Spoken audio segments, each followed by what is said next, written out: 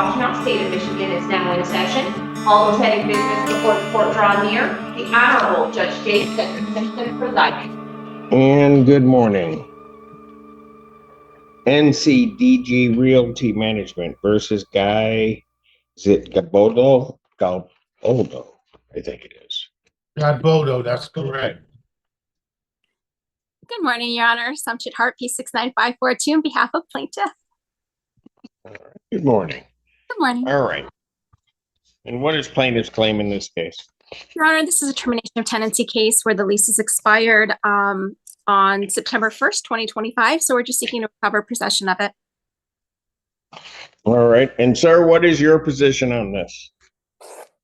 My position is, in fact, opposing party been discriminatory, biased, Mafia Klan. I left that property on October the 16th. I called the opposing party and I asked them, could I pay? October is paid. I say, could I pay for November and December? She said, yeah. Great. I said, give me a couple of days. I'll make the payment. No problem. Then in an hour and a half, she said, you got 2 hours to pay it. Okay, sir, are you going to get an attorney to represent you? Well, no, I'm not going to get an attorney, but I've been out the property. They asked me to leave. I left. She said, you come up with the money or leave. Okay, so I'm not in the property. They can have so, sir, all they're asking for is possession, but you're telling me that you're not in the property. Exactly. I was told to leave in 2 hours and I left. Okay, but that's not my question. My question is, you said you're no longer in the property. Is that right? That's correct. That is correct. So if they were to go in to the property, you don't have anything there or anything else, so they can take possession of the property. That's correct. Okay, that's all that they're asking for. All right. So Judge, what I will do is I will indicate that the defendant is indicating that he's voluntarily surrendered the property.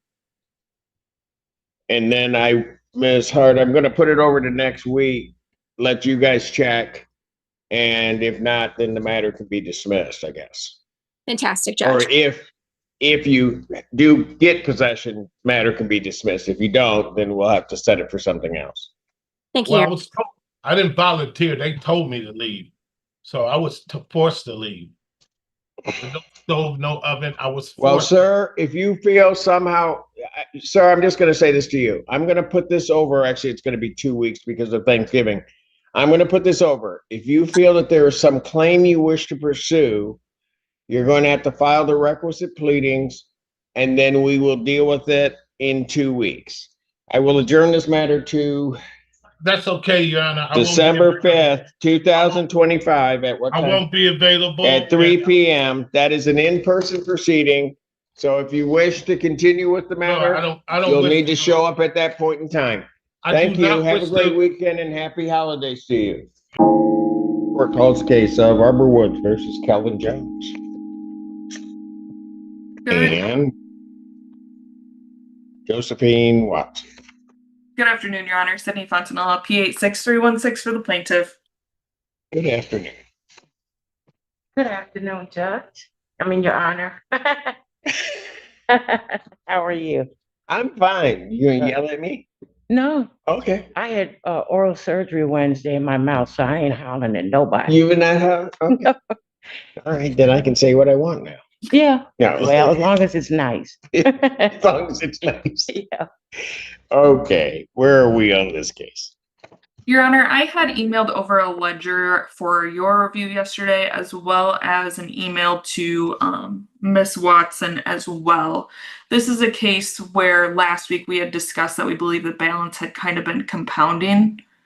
I went through the ledger, I combed through it. There was a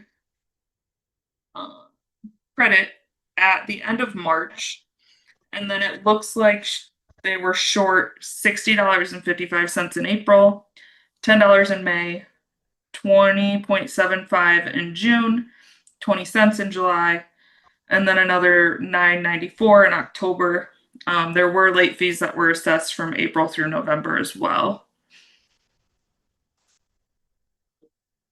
Got it. Do you see that, ma'am? We have never been late. We've never been short Well- $60. And my money order receipts are in the car, Well, hold on. of course. But here's the thing, that was in March, right? March going into April. So yeah, there was a credit at the end of March of I believe $88 and I think it's 65 cents. That was a credit at the end of March. And then there was a balance at the end of April of $60.55.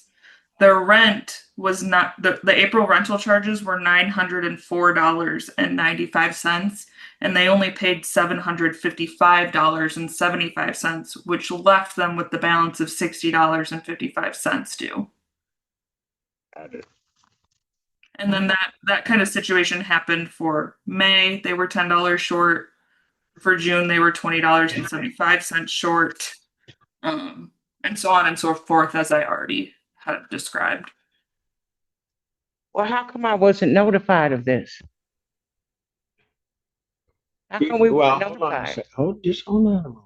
Yeah, Did they, I don't know what the complex's policy, would they have sent a notice to quit? For a $60 balance, they probably wouldn't have.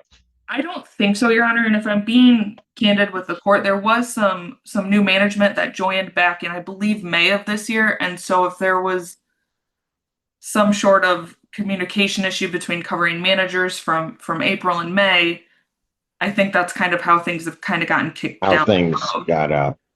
And Yeah. so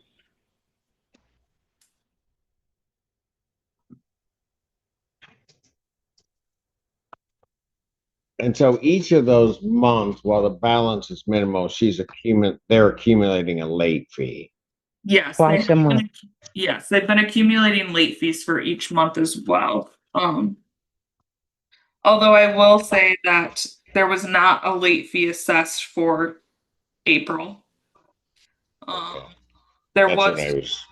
yeah, there was a $55 late fee assessed for May.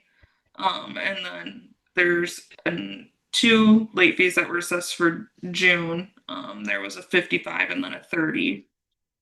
And then I'm looking again for July 55 and 30, August 55 and 30, September 55 and 30, October 55 and 30, and then same for this month 55 and 30. Your Honor, I don't have a problem if you would like to adjourn this for an in-person bench trial to review in depth. I can also talk to my client about any potential settlement authority as well.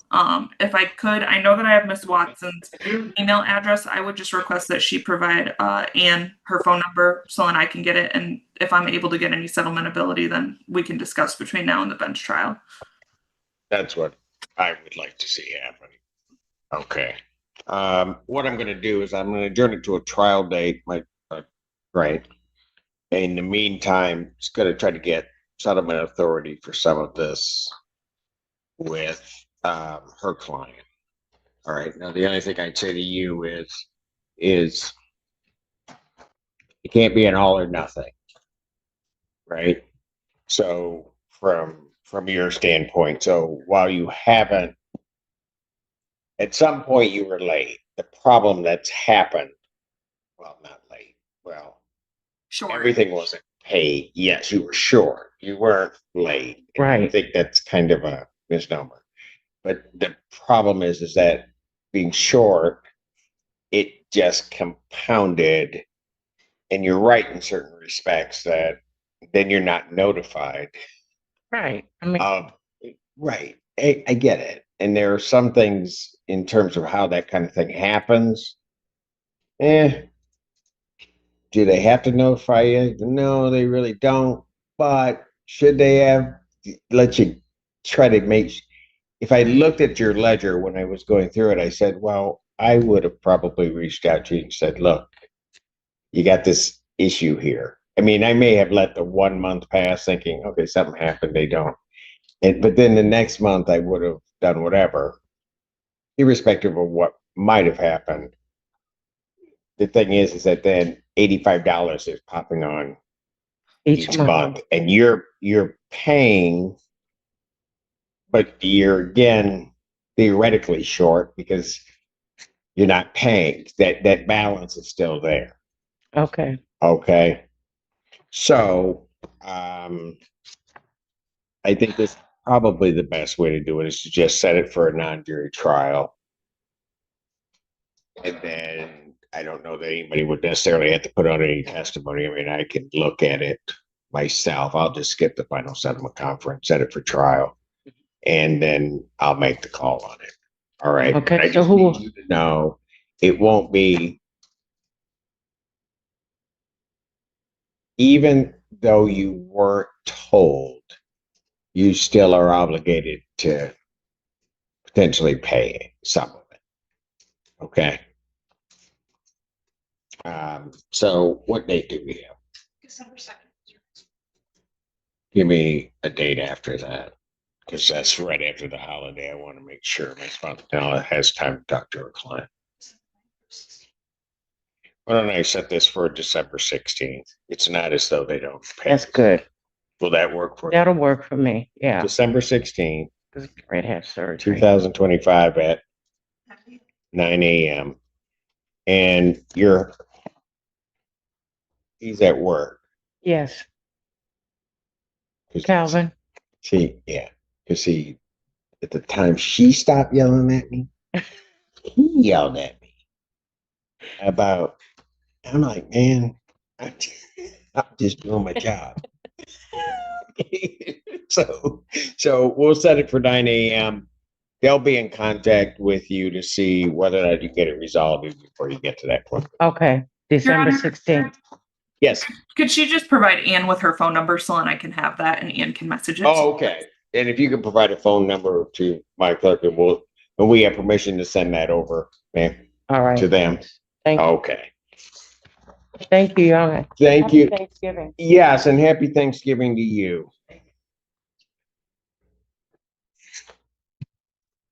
Sparrowwood Apartments versus Michelle Shimon. Yes, I am pronouncing everybody's name wrong, so I'm gonna say whatever.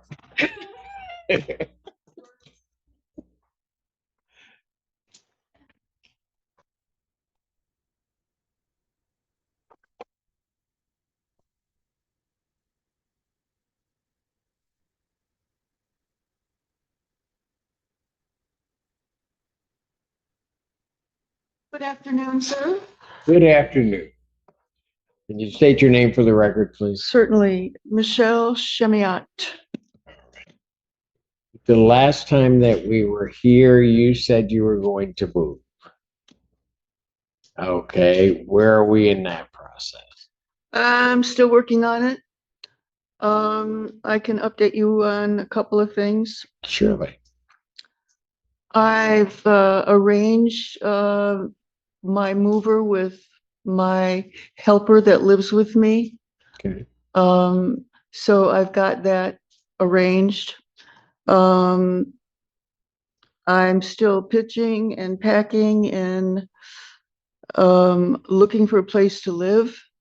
Because of my disabilities, I'm finding that yesterday I was at a place in Ypsilanti that was reasonable, but the railing outside was too wide to grip to get up 2 steps that were too high to walk up unless the maintenance man came and lifted me up and got me in. And then when I got in, the bathroom was so small that I couldn't get my walker. I just could get my walker in the door, but there was no space in the bathroom to turn my walker around. And it was really cramped. I'm finding things are not accommodating for my handicap. Ms. Linton has told me that she could do a reasonable modification request. But the fact that I couldn't manage in the bathroom and I don't know what they can do about the step going into the apartment. A ramp might work, but the bathroom just didn't work. While I'm here in court, we were looking at Beale properties. I'm looking on Craigslist and I'm finding better places there. And I'm gonna be making some calls starting tomorrow. Let's see, and a lot of apartments that are available have stairs in them, so I can't go up and down stairs, blah, blah, blah. And I still want you to know that as soon as I'm settled, I'll be starting to make payments to Sparrowwood. And if I get a decent amount of my damage deposit or my security deposit back from them, that'll be my first payment. It's $855 is my security deposit. There is some damage done by my live-in helper on a closet door, putting his scooter in the closet. So if he can't fix it, then they'll probably charge me for that. But anyway, that's kind of my situation. I'd like to request more time. I'm still working regularly to try and find a place. And that's about it. Okay. Anything from the plaintiff on this? I'm sorry.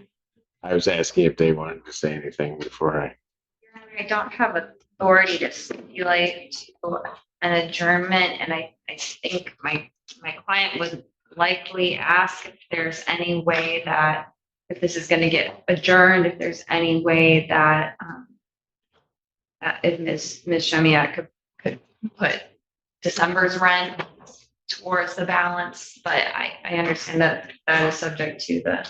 I am getting my Social Security check next week, so I'll have that money to help me get out. Okay.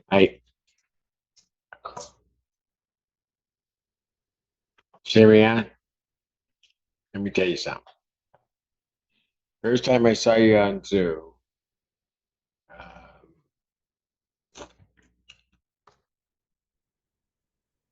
one of my impressions of you were just a really proud woman who was trying to make do and do the best that you could with where you are.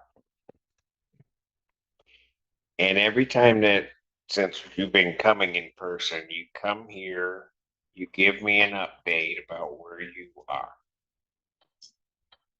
And you have a stated goal in mind, but trying to get there isn't easy. And for you, there are even more barriers, like you said. You're trying to find some place and you can't even get up the steps to get in. Yeah. And then you get in, and even if that were resolved, the unit itself isn't functional for you. And those are different barriers that a lot of us don't have to deal with. But I'm finding better examples right now on Craigslist while I've been sitting here in court. And I plan to call Wood Creek Apartments, see if I can find something without the stairs. But here's the thing. A lot of people, when they find themselves in that position, get angry. They get mad at the world. They want to, I don't know, yell at everybody. And I know you look at me kind of confused because that's not you. And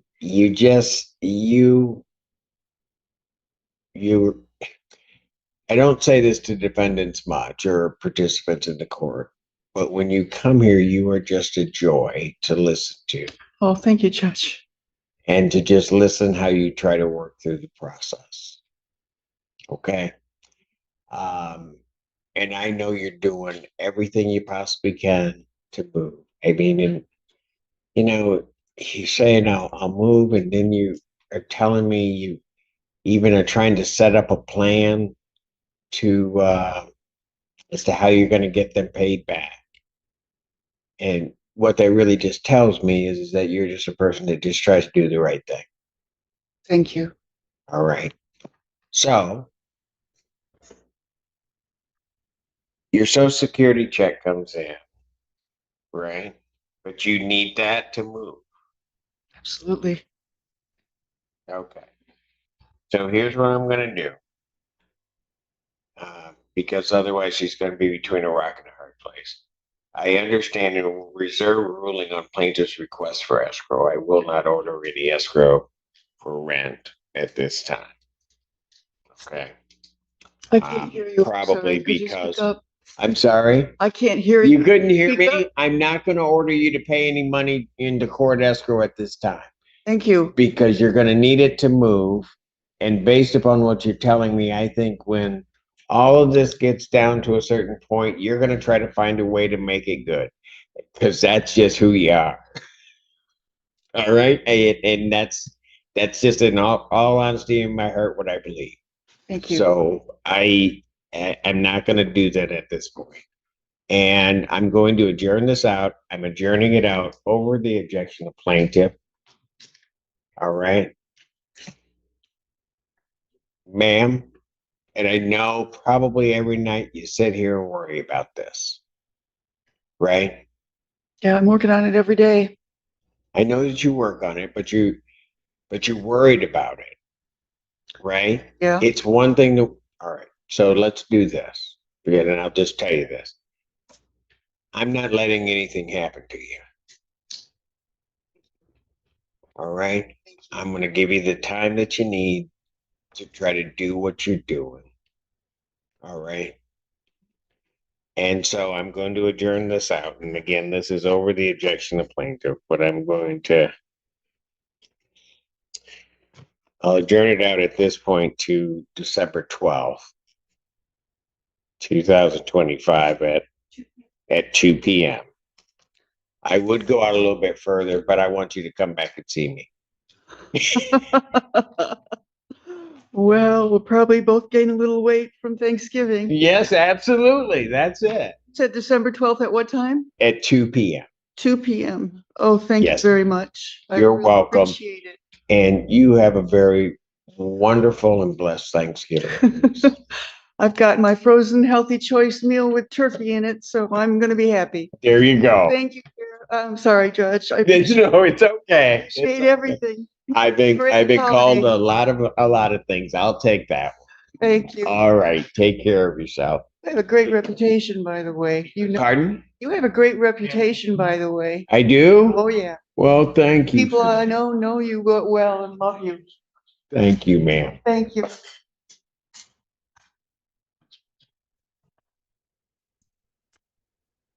Thank you very much, Your Honor. Thank you. Have a good Thanksgiving. Thank you. Court calls the case of Pleasant Lake Park versus Christopher Genowiak.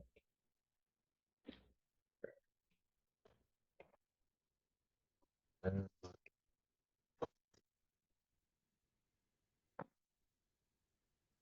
to see you, Judge. Happy to see you, Mr. Allen. I have documents to submit. What?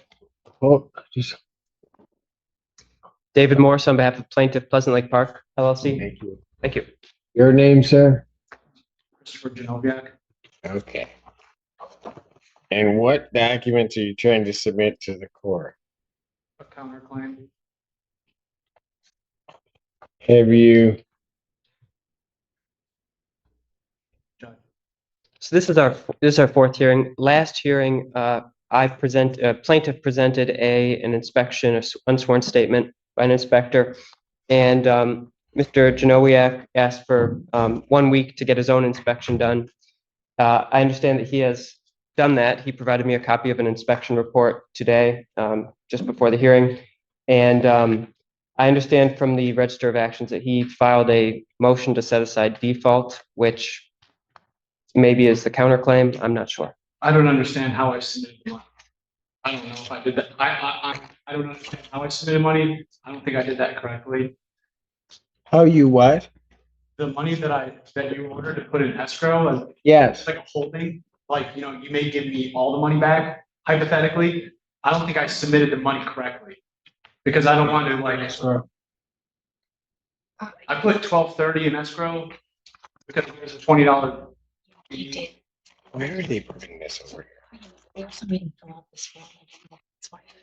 Oh, I see. Yes, you did. Yeah, I think I did that. No, the money, the escrow's there. We had a clerk that, I don't know why they did this. What they did, counsel, is apparently the only way that they ever saw escrow come in without an understanding that I ordered escrow was on a motion to set aside. I see. And so they had to fill out that form, which really means nothing because there is no judgment had they looked. Yeah, I'm ignorant of my actions. I don't know. No, it truly, sir, there may be other things that are your fault. This one's not. So, well, This okay. is, the You proof. can hand it to me when I want you to hand it to me. You really do not have to bow. Okay. Have you seen the counter complaint? No, I'm not aware of a filed counter complaint. And for the record, I haven't seen a copy of an answer, haven't seen any writings by the defendant. Okay, so let me just back up a second. What did your report reveal? It revealed conspiracy and perjury by the landlord, Mr. Weasel. And Oh my his gosh. investigators. No. Oh, You had an inspection. Yes. Or, the inspection determined that there is a complete infestation of what? of rats. A complete infestation. There's rodents everywhere. Throughout the home in areas like the room and wide open, and you shouldn't see. This is usually a sign of an infestation. The loose material underneath the dresser behind the stove is from the rats trying to create a nest. The loose material behind the stove is from the stove's insulation. And be very. Who's this from? It could be a fire hazard. This is from a company called Proof that has over 100 years. It's And from, I have colored photos and I have you the jump. had, Licensed and insured. okay, just let me, Would you like a copy? thank you. I gave the kind lawyer a copy of this. Sorry. I don't know if that's, did you give him what I gave you? Yes. Okay, so we have. Right, that is what I have. So the most sort of technician comments. There are more pictures I did not. Okay, were these pictures a part of his report? Yes, sir. Yes, Judge. This is- Okay, I haven't slept a single night since August. I called the police twice because I thought there was people outside my house, but it's really just a rat infestation. I've tried to get resolved and they wouldn't do walkarounds. So since August, I haven't. called the police on the rats?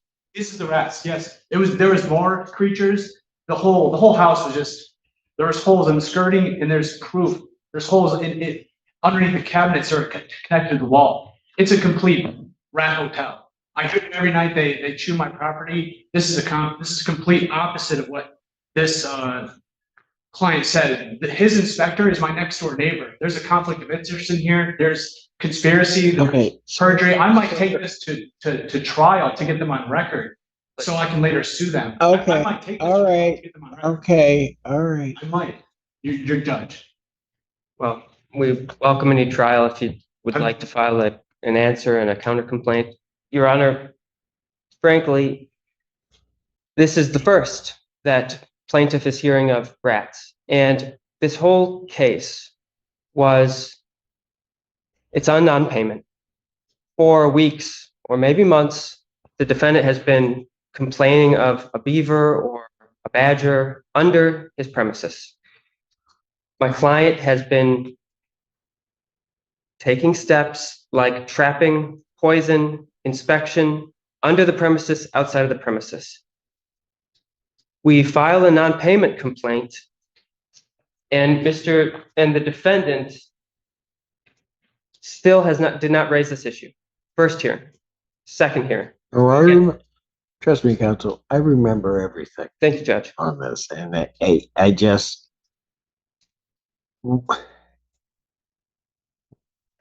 What's in your counterclaim?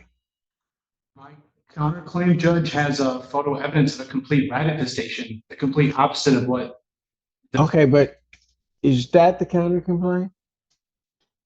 I mean, this is enough for his client to be convicted of perjury and conspiracy. I don't know what that, I don't know what that means. I'm just asking, is that your counter complaint? Yes, Judge. Can I see that? And counsel, I'll let you take a look. I'm trying to.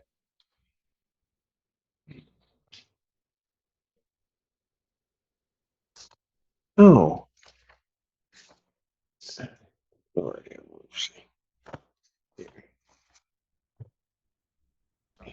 It's it's the report. Yeah, that's mine.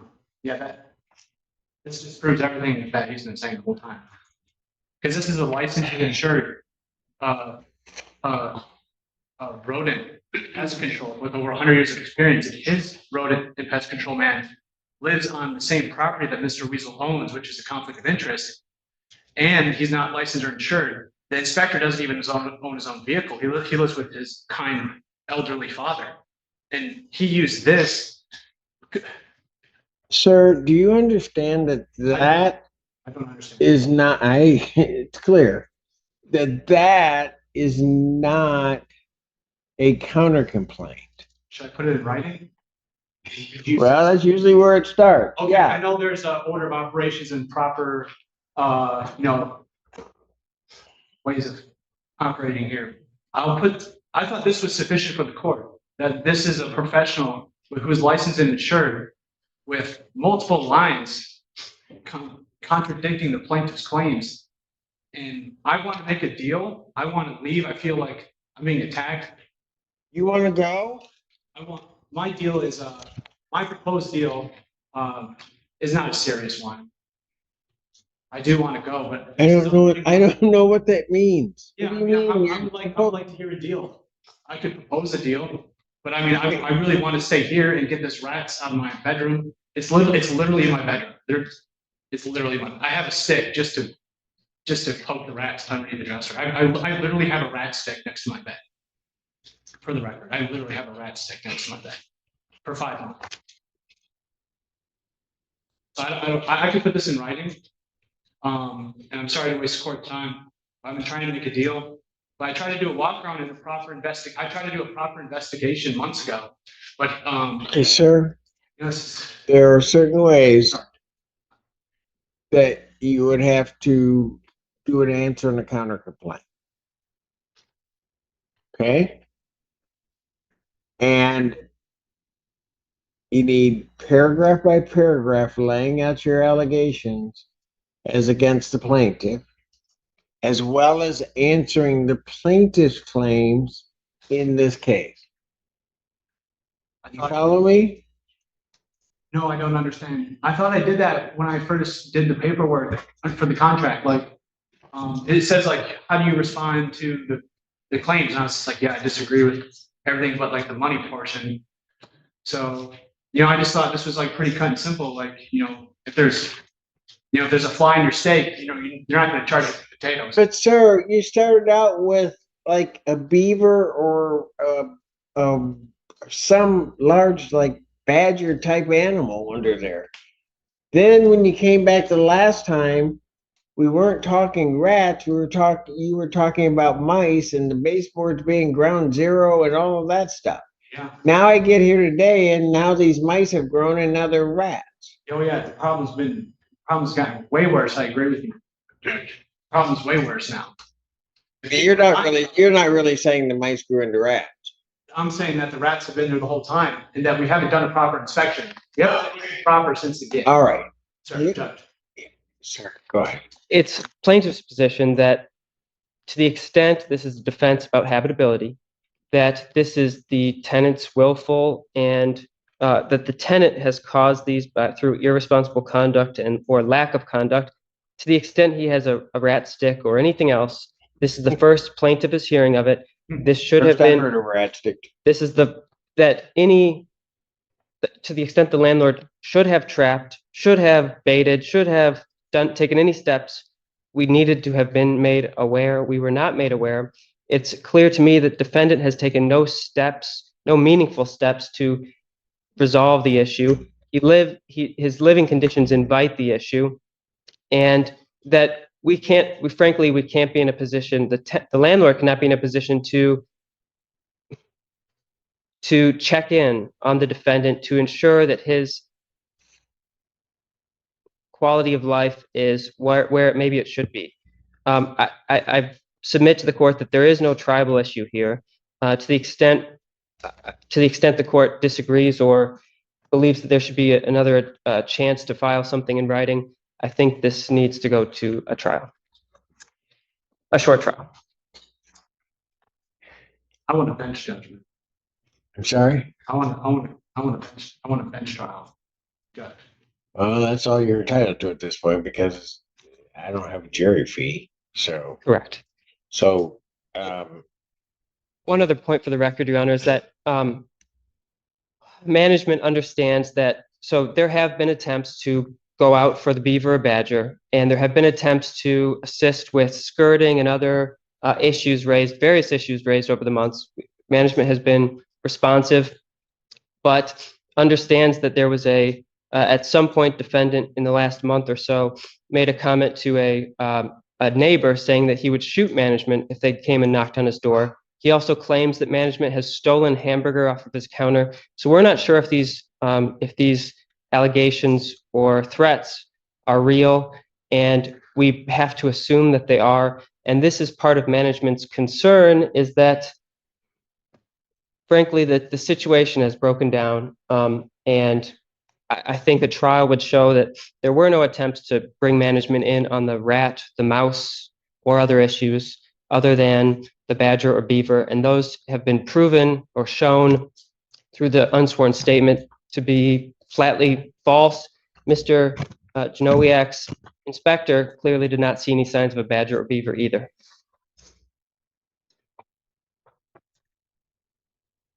hey, so how long is it going to take for you to put your complaints in writing to the court? I don't understand what I should put, Well, you're going to need to understand. because I thought this was, so I know I'm not asking for legal advice. Good, But I need to don't just- give it to you. Right. So, and I this is quite the maze. And that's my ignorance. So I could put something in writing within 7 days, once I understand what to put, that's gonna be acceptable to the All court. right, you're going to need to get to figure it out in the next 2 days. The defendant to file a written answer. Written answer to what? A written answer To the complaint. to the complaint, and the complaint is what, Judge? I don't know, I don't understand what the complaint is. All right. You got served with a complaint. That's what brought you here. You need to file an answer to that complaint. And if you got a complaint against the landlord, you need to file what's called a counter complaint, or your complaint against him. That you keep trying to hand me is not a complaint. It is not a counter complaint. It is nothing for the court at this point.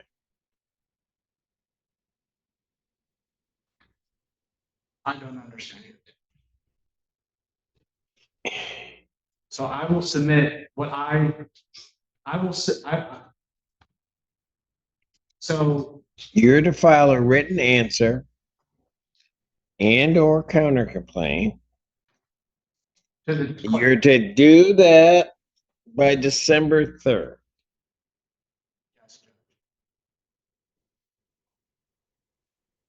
Filing of that will only be complete once you file it with the court and you serve counsel with a copy, I don't understand how to serve counsel. usually by email. I don't have proper access to email all the time. That's why there's like lack. Okay, get a stamp, put it in an envelope and send it to him. Gotta get it twice a year, basically. Judge. No, you gotta, when you file it with the court, you have to serve them a copy because you have to acknowledge that you've given them a copy of what you're filing with the court.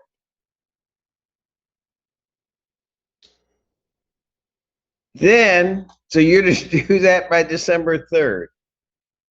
I will give you time to look at that. I'm going to go right to final settlement conference on it. And so I'm going to set a final settlement conference on this case, which is to the step before we go to trial. Set that for December 9th, 2025 at 9 a.m. That is in person, and all parties must be present. Now, I'm going to let you know, I want you to understand this, sir. I have a lot of latitude if you don't follow the court's directions. So if you don't file an answer or a counter complaint, but if you don't submit something in writing in its proper form, I'm going to grant them possession. I'm going to grant them a judgment. I'm just going to let you know that. I will submit a written response. So, Is there anything else? no, Judge. I have great trepidation to ask. What trepidation? Never mind. Could you define that? Never mind. No. I don't understand what trepidation. I'm saying I didn't really want to ask you if there's anything else because I didn't want to hear anything else. All right? Just to be blunt about that. But as a matter of courtesy, I have to make sure that everybody's been heard.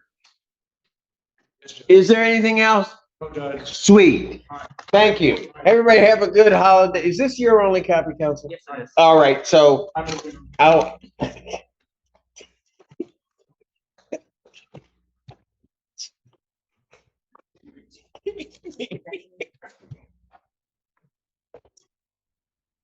Court could stand in recess. I'll be right back, I swear. All right. Fixing housing, 401k plan versus Erica Ward. Good afternoon, Your Honor. Steve Otherly on behalf of Plaintiff Fixing Housing, 401k plan. Good afternoon, Donna Tope on behalf of Erica and Aaron Ward. They are the tenants in this lease. All right. Where are we now, folks? So my understanding is after the long conversation that we had last Monday, that this hearing was held in anticipation of my action or interaction. And I would, if I filed a withdrawal, then the hearing wouldn't be held. And If you filed it with, I don't think I said that. well, you didn't say it, no. But you said that if circumstances worked out the way you were suggesting, there were two choices, and that's why this hearing was being held. Do I not have it correct? I don't know what you have. Keep going. Okay. So I'm here because I would like to make this statement to the court on the record. This case is a landlord-tenant case. I repeated that in our answer that was filed with this court. The lease is not a commercial lease. As plaintiffs and this mentioned several times, the lease is between an LLC landlord and a married couple, Erica and Aaron Ward. The lease specifically states the lease is for their use as an animal farm. The property is zoned agricultural and has been used lawfully for over 25 years as an equestrian center with several major outbuildings and one residential unit. This lease began in 2021, just 3.5 years ago. The lease terminates in 3.5 years from now. None of the land is zoned commercial. None of the property is used commercially. Why are you telling me this now? And the lease is not a commercial lease because several times plaintiff has referred to this as a commercial lease. And I heard this court repeat that this is a commercial lease. There are different standards applied to commercial property and commercial property that is leased. All right, then all you have to do is say, without this long rendition, that you don't believe it to be a commercial lease. Okay. Well, I felt I need to just restate what I had said in my answer. It didn't seem to have been heard. I have been associated with Erica Ward. I hear everything. So whether I react to it becomes a whole different thing, but I hear everything. Go ahead. Well, I have been associated with Erica Ward for over 3 years in consultation with me as a property manager through my solo-owned property management company. She consulted with me over these past couple of years over many serious, dangerous conditions the landlord had refused to repair. I gave her the City of Ann Arbor information required to be provided to tenants by landlords and the Michigan State University Law Center's information for tenants and landlords, both of which describe the right of the tenant to withhold rent and pay for necessary repairs for the health and safety and habitability of the rented property when the landlord has refused to make the necessary repairs. Our answer filed with this court had the circuit court case attached, which was filed in July 9th of 2025. The jurisdiction for our breach of lease case was with the circuit court. And our answer describes the necessary repairs the landlord refused to make since 2023, which is his duty under the terms of this lease for agriculturally zoned property. You Erica can't Ward. have it both ways. Hmm? You can't have it both ways. If you're going to claim, and counsel, before you go on, I think you need to do your legal research. If you're going to claim that this is not a commercial lease, Yes, and it's a 7-year lease, yes. then the obligations regarding repair change. That I think that would be something to bring up by the plaintiffs to rebut what I'm saying. Erica Ward asked me to be her attorney in the middle of July to file a complaint with the court over the landlord's waste and interference with her use of the property, which had caused her damages. This complaint was filed. I don't know why I need to know all of this. Because, Your Honor, you have questioned my ethical ability I to have not represent. requested, I have not.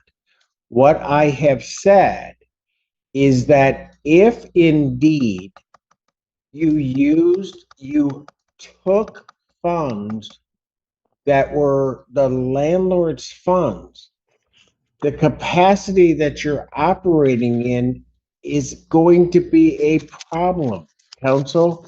That is what I indicated. If you don't see it as a problem, then so be it. But I think on its face, it's a problem. Any question regarding your ethics is your own. Because I'll tell you right now, if an attorney comes before me and I think that they have done something that I can show that they have done unethical, you will be reported to the Attorney Grievance Commission in a minute. So I did not do that. No, So don't tell me I question your ethics. I question the question. You know what? I don't need the dramatics. Any more dramatics, you're going to be found in contempt. I'm done, Ms. Tobe. Yes. Yes. What I said to you and what I was indicating is that you took, as you stand before me, the wards are your clients. What I am then told is that you took funds that would have been client funds and somehow took them into your possession to redistribute. Your argument may be that you did it for other reasons. I would like to state the facts behind the assumptions that I took client funds. I did not.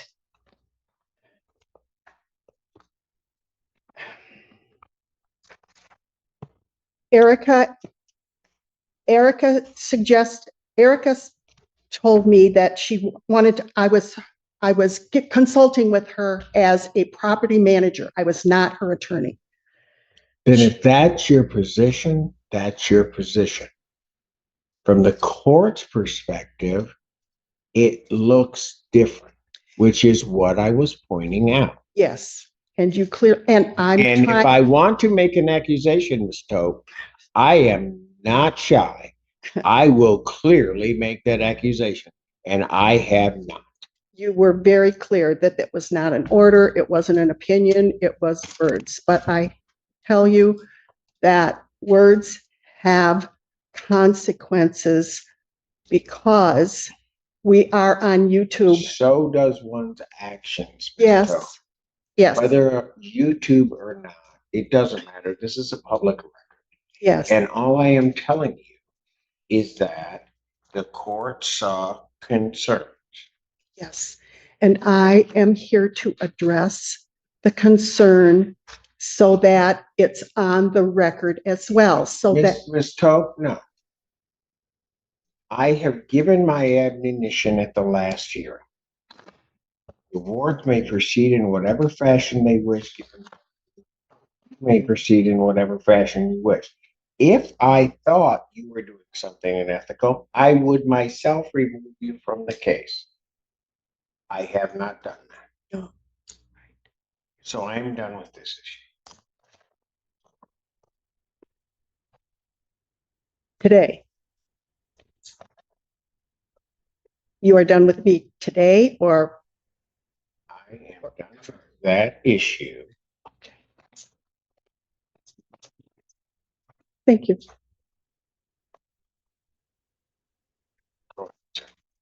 Your Honor, this is the first I'm hearing about a property management company that's holding rent payments. I don't know who the property management company is. I don't know what the bank account is.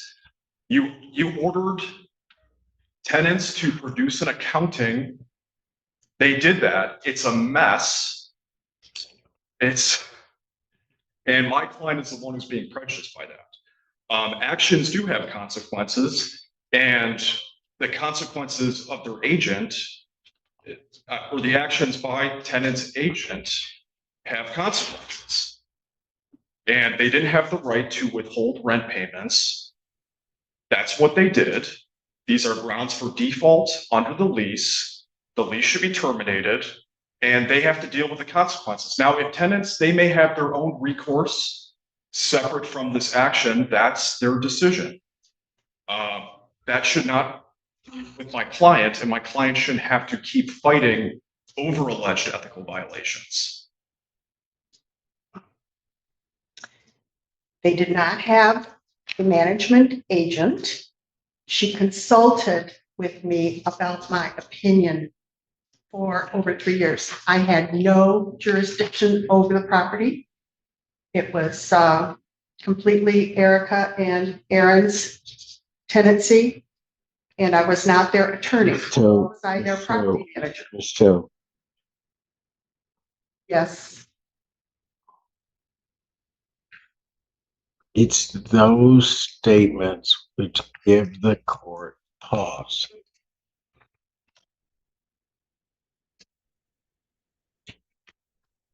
When you're saying that they consulted with you regarding the property, and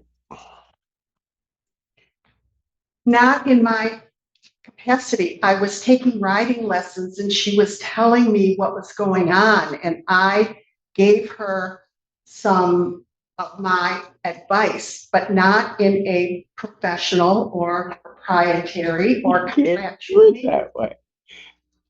Okay. as a friend.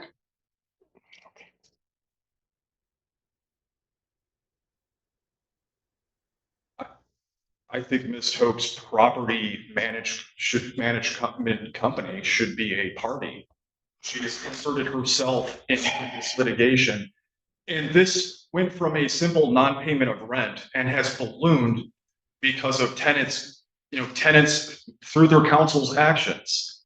And it has become a mess. We filed a circuit court case was filed July 9th, long before this court had jurisdiction. In my first response as their attorney for this court, I asked for an escrow fund to be set up, a trust fund to be set up by the court. And you did that.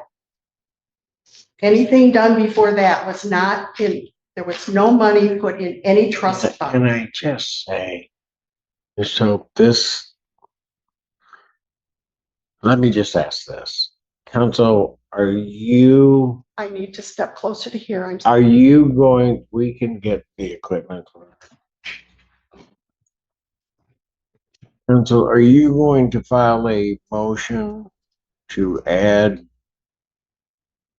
Ms. Tope and this as a party to this action? I realize I'm asking you on the spot because you're first hearing about it, and I know there would be things to be taken into consideration in doing that. Obviously, I'd have to discuss with my client. It's something that I would like to avoid. I think the language of the contract is clear that they didn't have the right to withhold payments and that these are grounds for defaults and that the lease should be terminated and there should be an eviction order. But if we have to keep going this back and forth way, we may have to. Especially if it's a third party that's handling the rent funds, then we would have to. No, So, yes, were you the property manager for them? no, Were you involved in the payment of funds to contractors? only in the account that Erica used to withhold her funds. And What do you mean by that? Who were signatories to that account? Erica approved all of, Who were signatories to that account? I was, There's our problem. but not my. Okay, so no. That's our problem. So,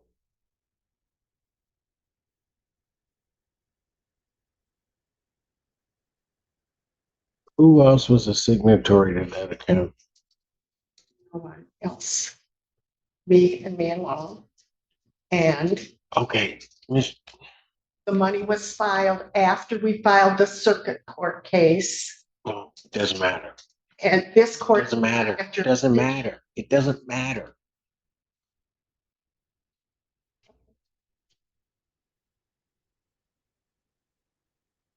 Do you not see a potential problem with that, Ms. Tope?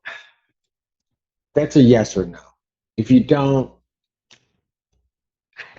I don't know what to say. I see that someone could make an issue out of it.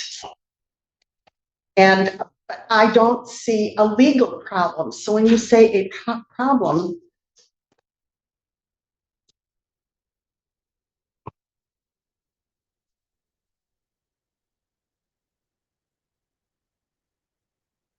Let me ask this, yes, since you've given that information. And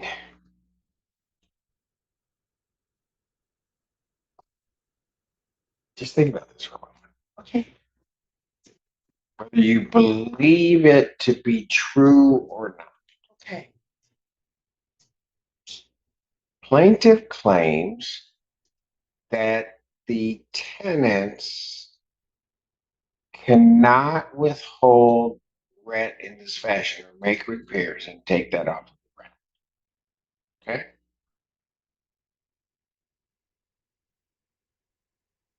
Tenants do that. tenants had done that before they claimed that. Whoa. Tenants do that.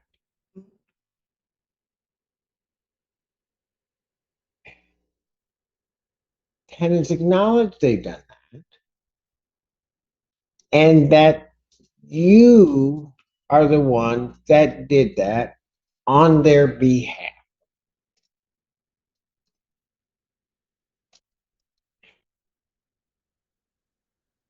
Why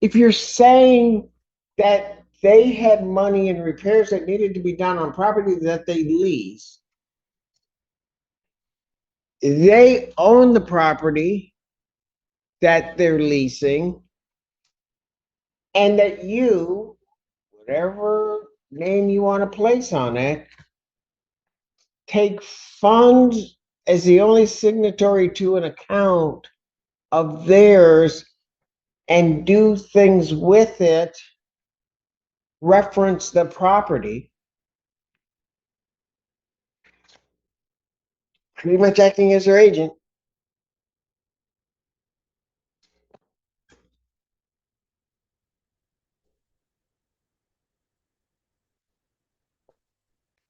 I will prepare withdrawal papers and have them sign it. We've talked about this.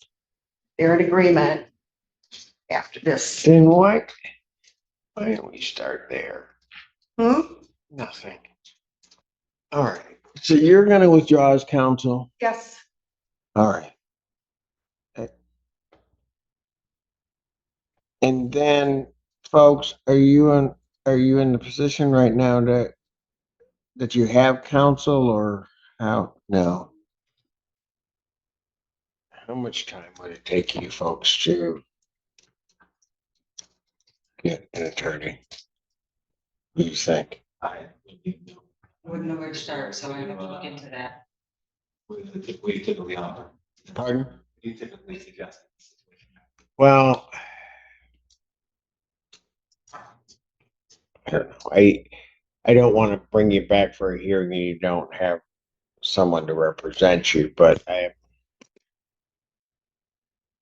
about to go into December. December, the escrow is going to have to be paid. So while plaintiff's not getting it, it's going to have to be paid to the court. And escrow was deposited with the court. If you don't know that, it did get deposited. Your Honor, I received a handwritten note. I couldn't read it, but that's good to hear that they did follow. A handwritten. I received a handwritten note that I don't know what. Oh, that was my written request because the court was not available Friday after our hearing. That we went to the clerk to pay the escrow, and we were told that we had to get permission from the court To pay it in certified funds as opposed to cash. Yes. They paid it. Okay. And I filed that with the court, and I gave you a copy so that you knew what I had done in order to try to get the amount paid. And they also advised me that since this case is really in 14A4, but they can't take funds here at 14A1. Yes, they can. Well, they say that it's put into a bond and it's very complicated and. I don't care how complicated it is. They can take the money.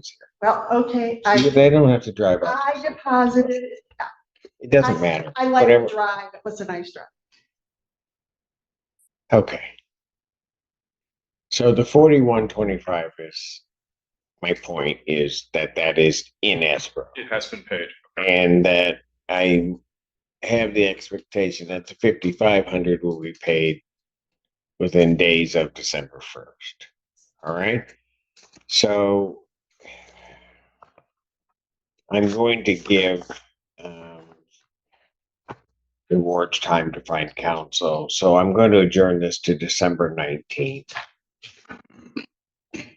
Allow them to get counsel and allow counsel to, once obtained, to get up to speed on everything that has transpired.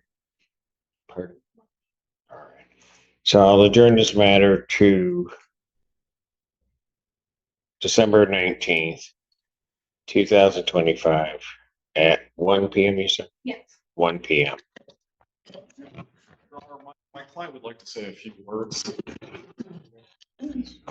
That's fine. Yes, go ahead. Thank you. Thank you. I don't really want much in regard to the substance of the case, but go ahead, sir. Thank you. Your Honor, so my background is I'm a family man with 6 children. This property is our family's entire retirement. I was adopted, worked my way through school, started a mortgage company in 2003 that's operated for 22 years without a single bad review.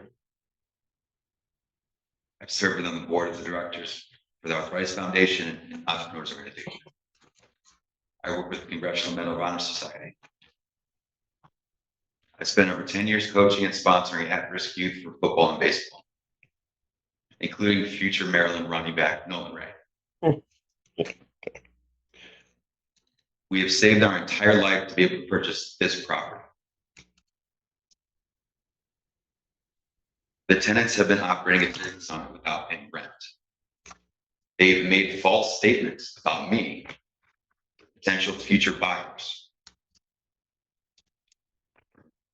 They've contacted my land contract seller to try and usurp me and purchase my debt. The land contract seller contacted me to alert me immediately and denied them. They filed a PPO against me. And I haven't even been to my property for close to a year because of how hyper hostile the experiences have been.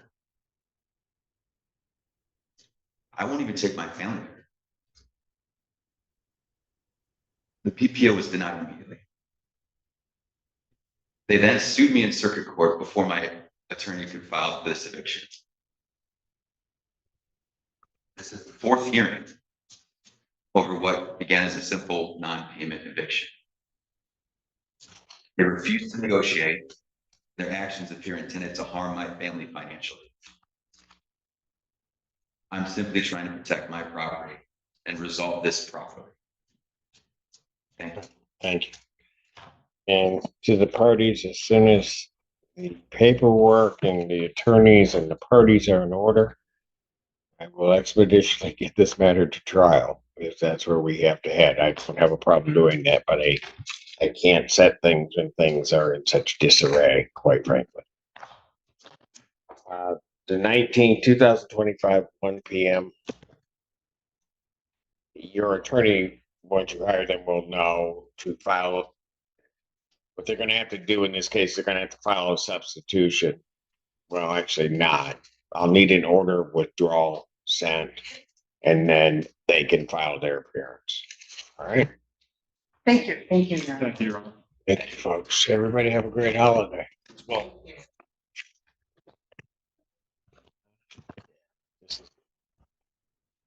Got one more. Patrick Becker versus Daniel Wolf. In this matter, Wolf, Daniels, neither party appeared. Case dismissed. That's how my day should have gone.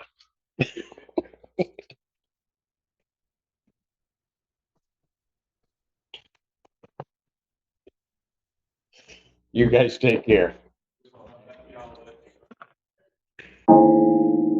All right, this is a matter we set a little early. We set it at 8:45.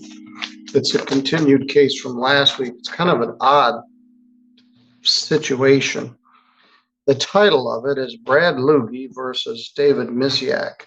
Brad Loogie is here with me, with his lawyer, Lori Hines. David Misiak is here. I spelled his name wrong, but we'll leave it for now. This has to do with a piece of property here in St. Joseph County that has cattle on it. There's no lease. I'm not sure, we're not trying to pound a square peg into a round hole, but here we are. Ms. Hines, what's the status here today? I talked to Mr. Misiak last week. He told me that he would forward to me a plan to have all the property removed. I even sent him an email at 10:19 on 11/14 to give him my email address. Have not heard from him. My client has not heard from him, and all his property and animals, cattle, are still on my client's land. And we're asking for a judgment of possession. Mr. Misiak, what's your plan? The email was sent to Council Hines last night, detailing my losses or what I'm looking for in compensation while renting the land. I don't know if you could check your email by phone. You may see it, but it did not come back to me as unreturned, so I'm assuming it was delivered. So it details what I'm looking for in compensation for losses, and I still intend to remove the cattle from the property. I did get pictures from Mr. Loogie of one picture of every animal, and I'll have to visit the property myself because he knows I need a profile from each side and a frontal in order for me to post these animals for sale. And if he cannot provide that level of detail, I'm happy to make the trip out. I am concerned that one of the pictures showed a calf in a condition that I would report to animal control in St. Joe County for neglect because of the state of let's call it the manure on the back end of the calf was something that put the calf's life at risk. So you're gonna report yourself to the animal control for not caring for your animals? Yeah. No, I'm not going to report myself. I'm going to report Mr. Loogie. He's still charged with the care of the animals based on his breakdown of what I owe him for costs. And Your Honor, well, you want it both ways, but if you're going to sue him for money damages, you certainly can do that. But this is a possession judgment that you have to remove your stuff. So if you're concerned about the condition of your cows, I would suggest you come get them sooner rather than later. You have 10 days to remove them off the property.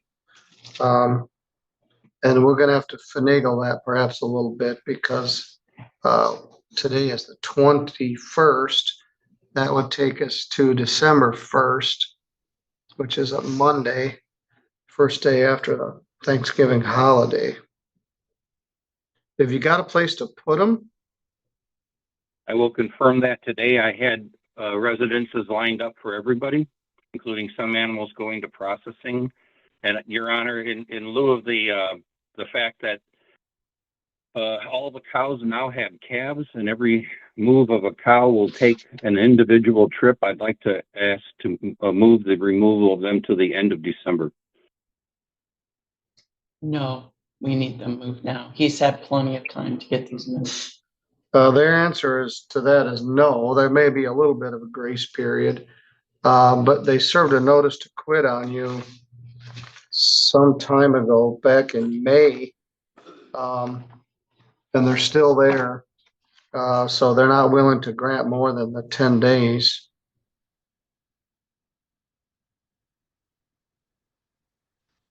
My client has been in contact with animal control to come check the cattle, and we've been in contact with Bruce Morris and animal control if we need to do an eviction.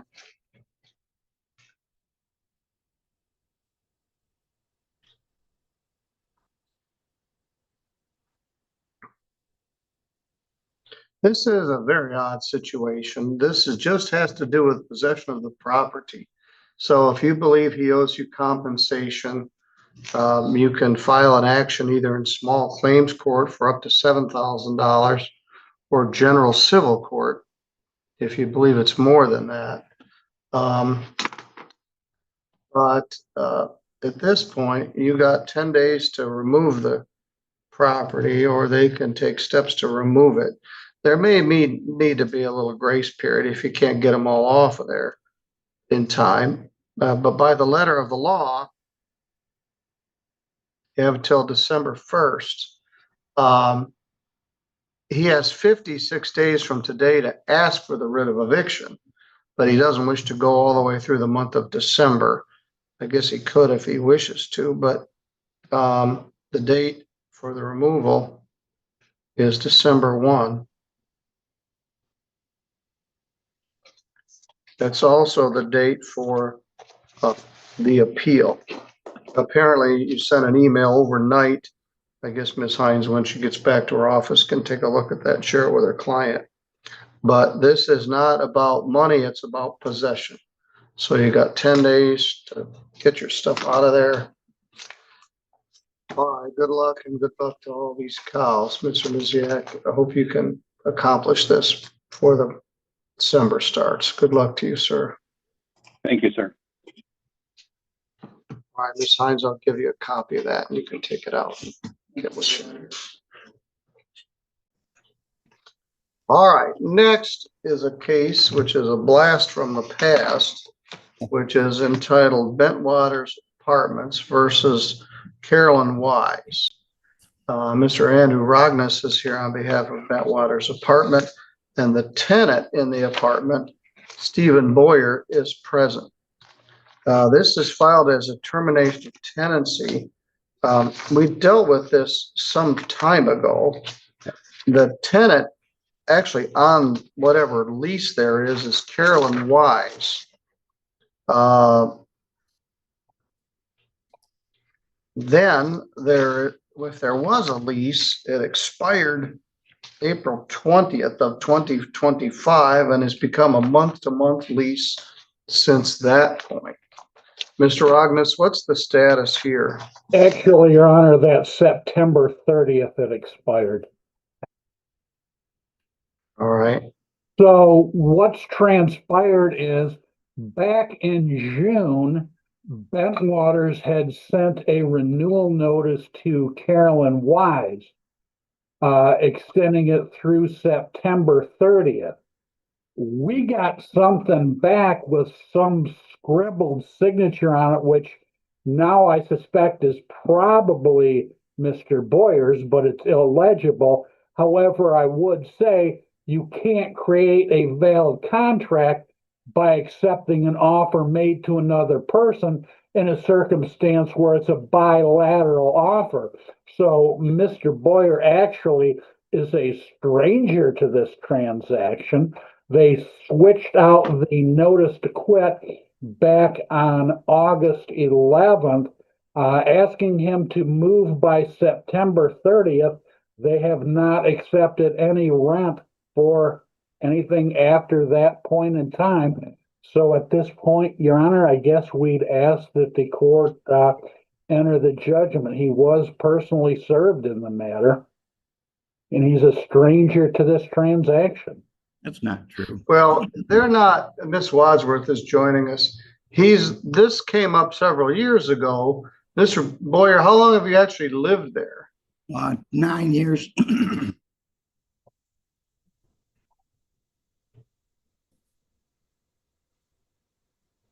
And when did your mother die? April 17th of this year.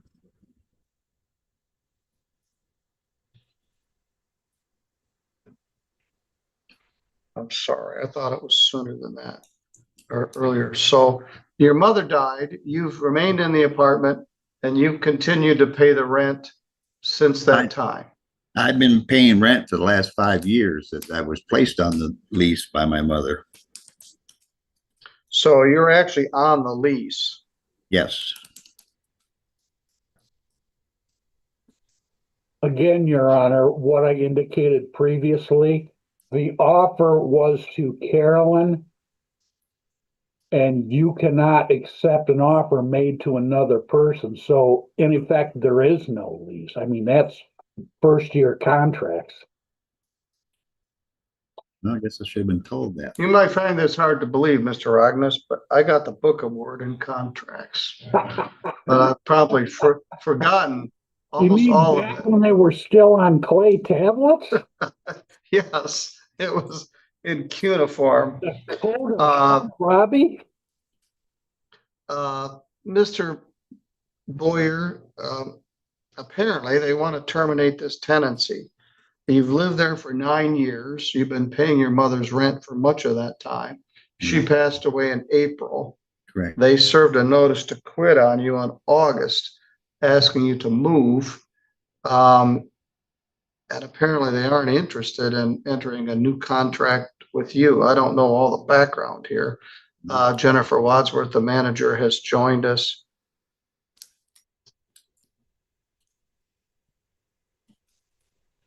You work for the Postal Service? Yes. I didn't know that. Yeah, So are you missing work right now? yeah, but that's, it's all they know. So, but yes, I am. Well, what do you wish to do? Well, I mean, I've been actively looking for a place to rent to get out of here, but I can't find anything. I've also gotten a loan to buy a home, but I can't find a home. And it's just it's a mess out there. You know, I just don't understand why it's such a hard thing to give a lease to somebody that's been here taking care of this place and paying the Well, rent. it looks like it's well maintained just from what I'm seeing here. I don't know the answer to that, but I do agree there isn't anywhere to move to. You're better than many of our tenants. You got a good job. You got money to rent something else at market rates. You're even willing to buy a house.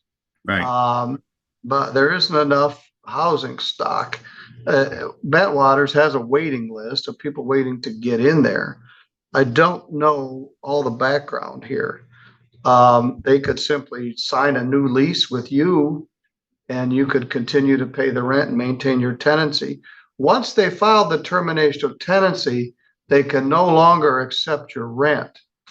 Okay. So it's been several months, probably August, September, October, and November's rent hasn't been paid. No, it's October and November, Your Honor. Yeah. Okay. Which I have the money for, but yes. Your Honor, I certainly think that we probably could extend the same deadline that the last case did to December 15th. All right. I'm not sure that under the law, I have to adjourn this matter at least 7 days. And we can't do that because next Friday court is closed. So our next available date is Monday, December 1st, which is going to be very busy. Under the law, you would get 10 days from December 1st to move out, which would be December 11th. Okay. Mr. Rognus is willing to extend it to December 15th, which isn't much of an extension.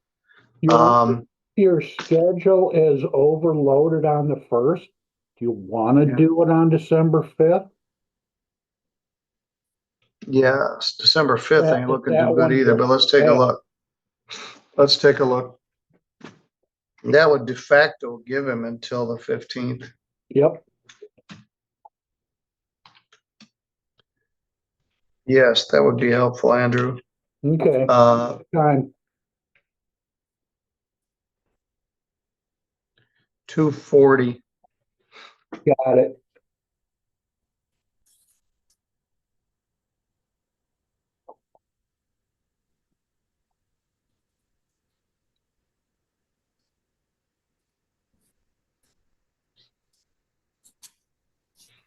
Mr. Boyer, you're not a tenant at sufferance. You're actually on the lease and you've been paying the rent when your mother was there for a number of years. And after your mother passed, you paid April, May, June, July's rent. Right. Then they extended some sort of offer to Carolyn Wise to renew the lease. I never seen that. That came to me. So, well, they said somebody scribbled something on it and sent it back. I'm not sure what that means, but apparently they never extended an opportunity for you to renew the lease. As I said, I don't know all the background here, but as a practical matter, there's no current lease and they're asking to terminate this tenancy.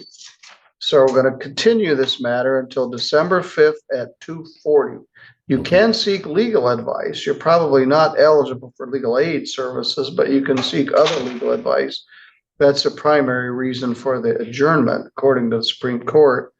But that would extend it to December 5th, which would give you until December 15th to move or be subject to being evicted. If you do move, you need to turn in your keys and give your forwarding address in writing within 4 days of your moving.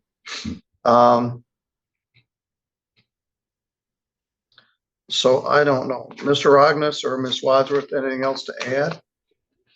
Other than the fact, Your Honor, I got something dated September 13, 24. If I'm interpreting this correctly, it looks just like the initials SB. But again, that was to Ms. Wise, not to Mr. Boyer. They all were when I signed them. Well, it isn't a secret. They know he's been there. He's not a stranger to them. So again, there's something more going on here than meets my eye. But Mr. Boyer, they want you to move. And you're in a fortunate position that you have a good job and a car and the wherewithal to do it. They're just trying to find a place to move to. Yeah, right. That's true. At this point, were you the only heir of your mother? No, there's three of us. All right, your brother passed. I have my youngest brother did, and then I have two older brothers. Okay. All right, I wish I had a better answer for you, but we're gonna revisit this on December 5th at 2:40. All right. Thank you, Your Honor. Thank you.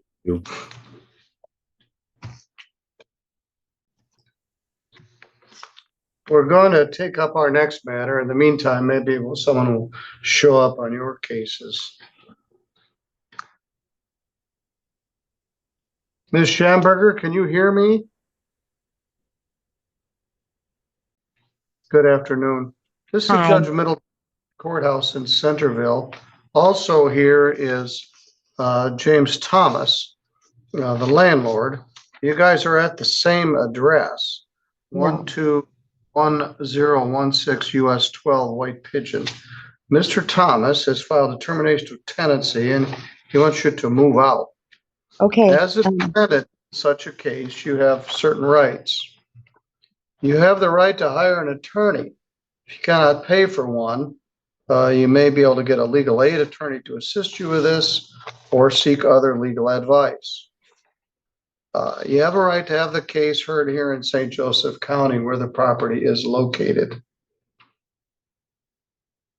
You have the right to demand a jury trial. If you wish to have a jury trial, you must tell me at this first court appearance or file a written demand within 5 days and pay the $50 jury demand fee unless the court waives it for your inability to pay it. This is not the kind of case where you could get emergency housing assistance. Your landlord simply wants you to move out. You may be able to resolve the case by going through mediation. So far, that's not happened even once, but it might someday. If both parties are interested, the court can help set that up. If both parties can agree on a disposition, perhaps it could result in a conditional order of dismissal, and we could assist you with that endeavor if we get to that. Mr. Thomas, you're in the same residence. You don't have a lease. You want her to move? Yes, sir. I own the house. All right. Ms. Schamburger, what's your position? My position is I don't live there. And my boyfriend lives there. That is his son. And this was all out of the blue. There was never any communication in any form in terms of a request to be moved out or a reason why. He issued me a notice to quit on October 22nd. It was filed. It says here, you must move by 10/12/2025. I was out 2.5, almost 3 weeks prior to that, because I went back home to California to visit some family. I have not been living there. My address So was you never moved changed. back to California? Are you in California now? No, I'm here. I live in Indiana. I never You live changed in my Indiana? address. Yes, I do. My address has never been the 12016 US Highway 12 address. When he gave me that notice to quit, I took my things. I mean, 5 years his son and I have been together. So I finally got enough money around to get a storage unit, and I put everything in storage. I do have a few items left that was out of the way in the garage.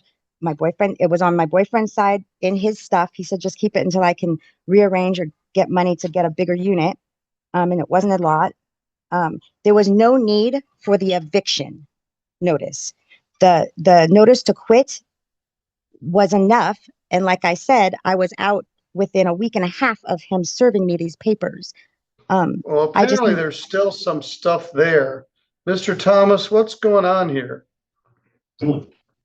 Well, I served that first one by myself that I served, and she never left till she left for 5 days at the end.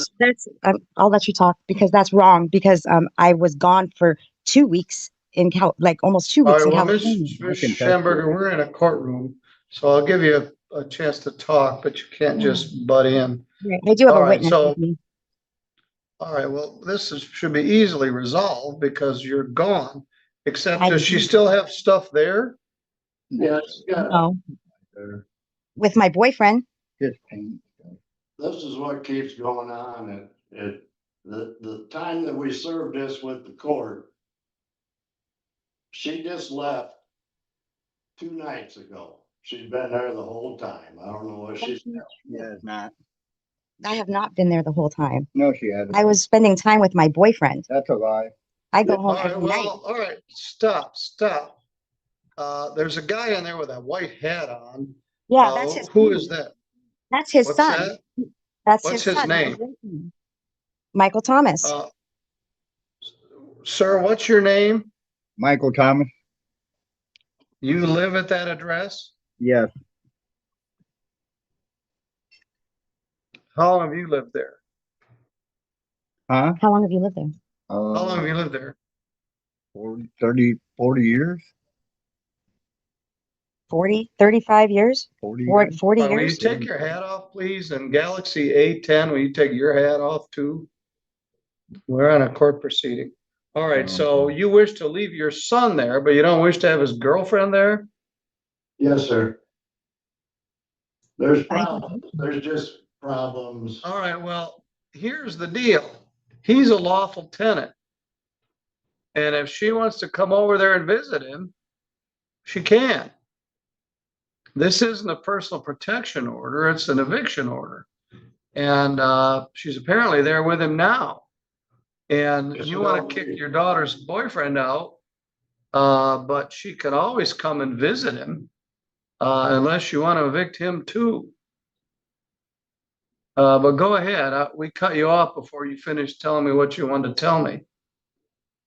Well, every time I've served to get her out, she just comes back, says she's visiting, but then she doesn't leave for 25 days. That's inaccurate.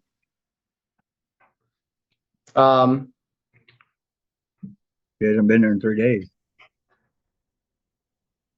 All right. And I was Don't there give for me your address, but Ms. I was there Schamburger, for what town do you live in? Elkhart.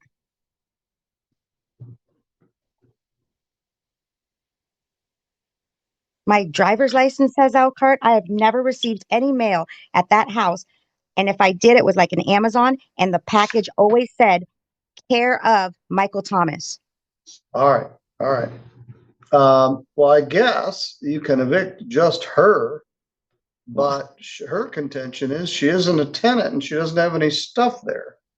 Well, and my confusion is not just that, it's just the notice to quit for possession of property was enough. He didn't have to go and put an eviction. I'm going through a divorce as well, and now I can't, if I have this eviction on my record, I can't get a place to live. Like, you know, and there was no need for the eviction. But we haven't done an eviction yet. But Mr. Right. Thomas, she makes a good point. When you get an eviction on your record, it makes it unable for you to get into subsidized housing. And so she doesn't really need an eviction. What she needs is a conditional. I'm sorry? That's why I give her the first writ by myself to give her the chance to leave. And I did. She wouldn't leave then, So they told me to go through the court. Excuse me. I can show proof that I left. Stop. Oh my God. Ms. Schamburger, you're treating this like a discussion around the kitchen table. It's a court Well, that's maybe proceeding and where I it can't should have even started, see sir. you. Maybe that should have been the start. Maybe there should have been a discussion around the kitchen table before any of this, because the lies are right now are incredible. I left. can't see you. All I can see is a I sheet left hanging up on. I left 5 days after the notice to quit, and I had a full 30 days. I left. His position left, but then you keep coming back. To visit He my can't. business, and I'm not allowed to do that. I don't understand what this is about now. And there was no clear reason as to what the eviction is for when it He clearly doesn't states. have to have one. You don't have a lease. He gave you a notice to quit with an adequate amount of time. And then that triggers this. So he doesn't have to give you a reason. He just followed the steps the best he could. But And this that's is weird. You Yeah. want to evict your son's girlfriend, but she can come there basically anytime she wants to as his guest. If you want to kick them both out, you can do that. But this is a sort of a backhanded personal protection order or something. You want to bar her from coming to your house.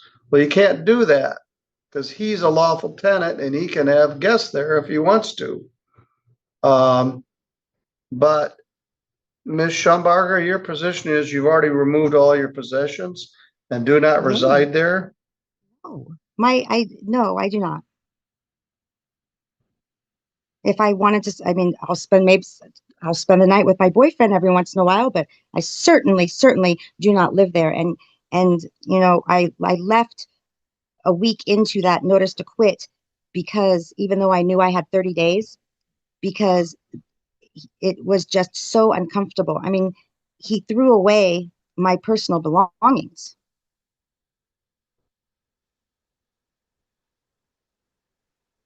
All right, Mr. Thomas, what's your position? I just want my house back. They're trying to take over my house. Basically, she moved, when she got thrown out of her house in Elkhart, she I moved. didn't get thrown out of my house in Elkhart. Ms. Schamburger, I'm gonna mute your microphone and not let you say anything. You're fine. being very disrespectful to the court. Well, I'm being lied upon, like that's disrespectful in itself. And you've got the camera on me, Michael Thomas. All right, so Mr. Thomas, you're bumbling around in the dark. If you want the house back, evict both of them. I'm reluctant to do this eviction of her because it'll make her ineligible for many other housing options if she has an eviction on your record. She doesn't have a lease. She's a tenant at sufferance.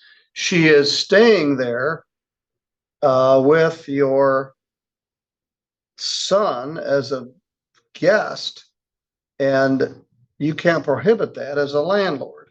I'm going to continue this. Ms. Schamburger, you could use some help from an attorney or legal aid, but we're going to continue this. It's not urgent because she's already says she doesn't live there. If you want the whole house back, you got to evict your son too. But he's the tenant and she's his lawful guest. So I'm going to continue this to when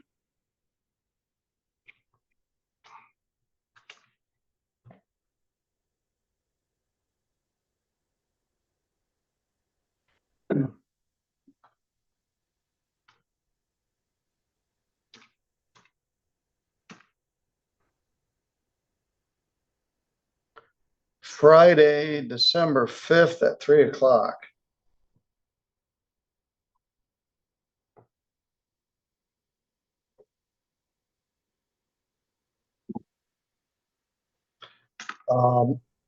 what this case really needs is a conditional order of dismissal where she simply agrees she will not be a tenant there.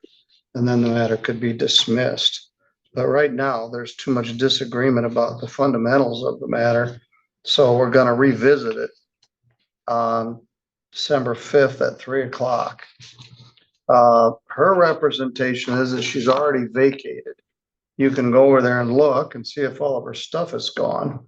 Possibly you could even dismiss the case, but you can't prohibit her from visiting your son if he's a lawful tenant.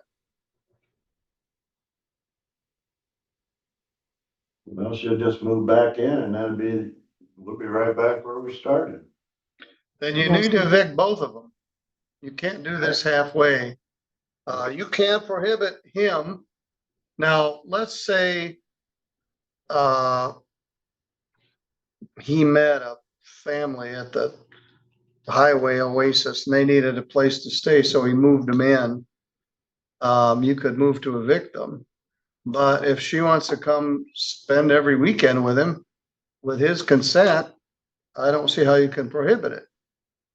The first and the second time that she said she left for 1 week, says she come back to visit, and she was there for 25 days and nights. I didn't bring, can I respond to that? I was actually there for 4 days because I had to work that week and I don't have a vehicle. And so my boyfriend was my ride and it was easier for me to just be there. I do not live there. I do not wish to even live there again because Mr. Thomas has made it so uncomfortable for any kind of living situation to be there when nothing was done other than he could have just been an adult about it and sat down and it would have been resolved. I did not move back in. I did not bring anything with me other than my work clothes. So for him to say that, and for him to say I got kicked out of my house, no.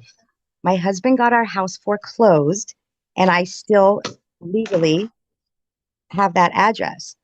And I also am that I've lived in Elkhart. All right.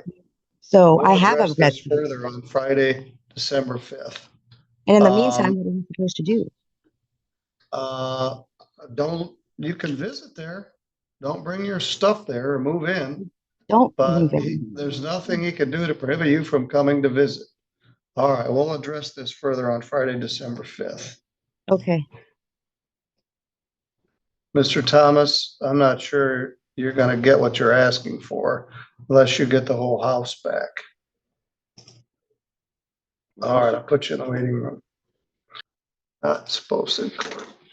All right, Ms. Byers, will you light somewhere and we'll address your case?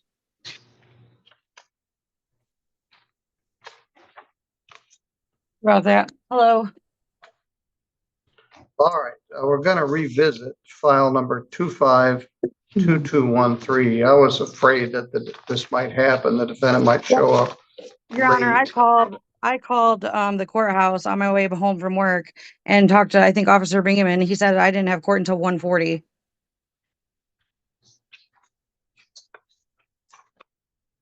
Well, the notice was a part of the Well- summons. It had the time on it as 1:15. Well, that's why I called. Yeah, he looked at Fenrick. He looked at the other case is what he did. Anyway, So I your case is apologize. at I apologize. 1:15. All right, your landlord wants you to move out. They've asked to terminate your tenancy. And what's your response? Okay, so I don't mind leaving because I did just find a place to move to. However, I was kind of confused about the situation because the property managers had given me till the 5th of October to pay the 2 weeks that I was behind on my rent, or it might have been 3. I would have to look at my papers, but they gave me till the 5th and said if I continued to be current after that, then I could stay. Then I got a notice on my door on the 4th saying that for my notice to quit. I then had tried to give money several times. I still have money to give for payment because it's still a debt that I owe, and they refused my payment every time. They even Well, started. let me explain that. Once they file a motion of terminate of tenancy, they can't accept any money. And I understand You can that. pay them. How soon could you be out? Well, my apartment or the house I'm gonna be going to, she said I could be there, it'll be ready in a month. So, but that would be great if I could get another month.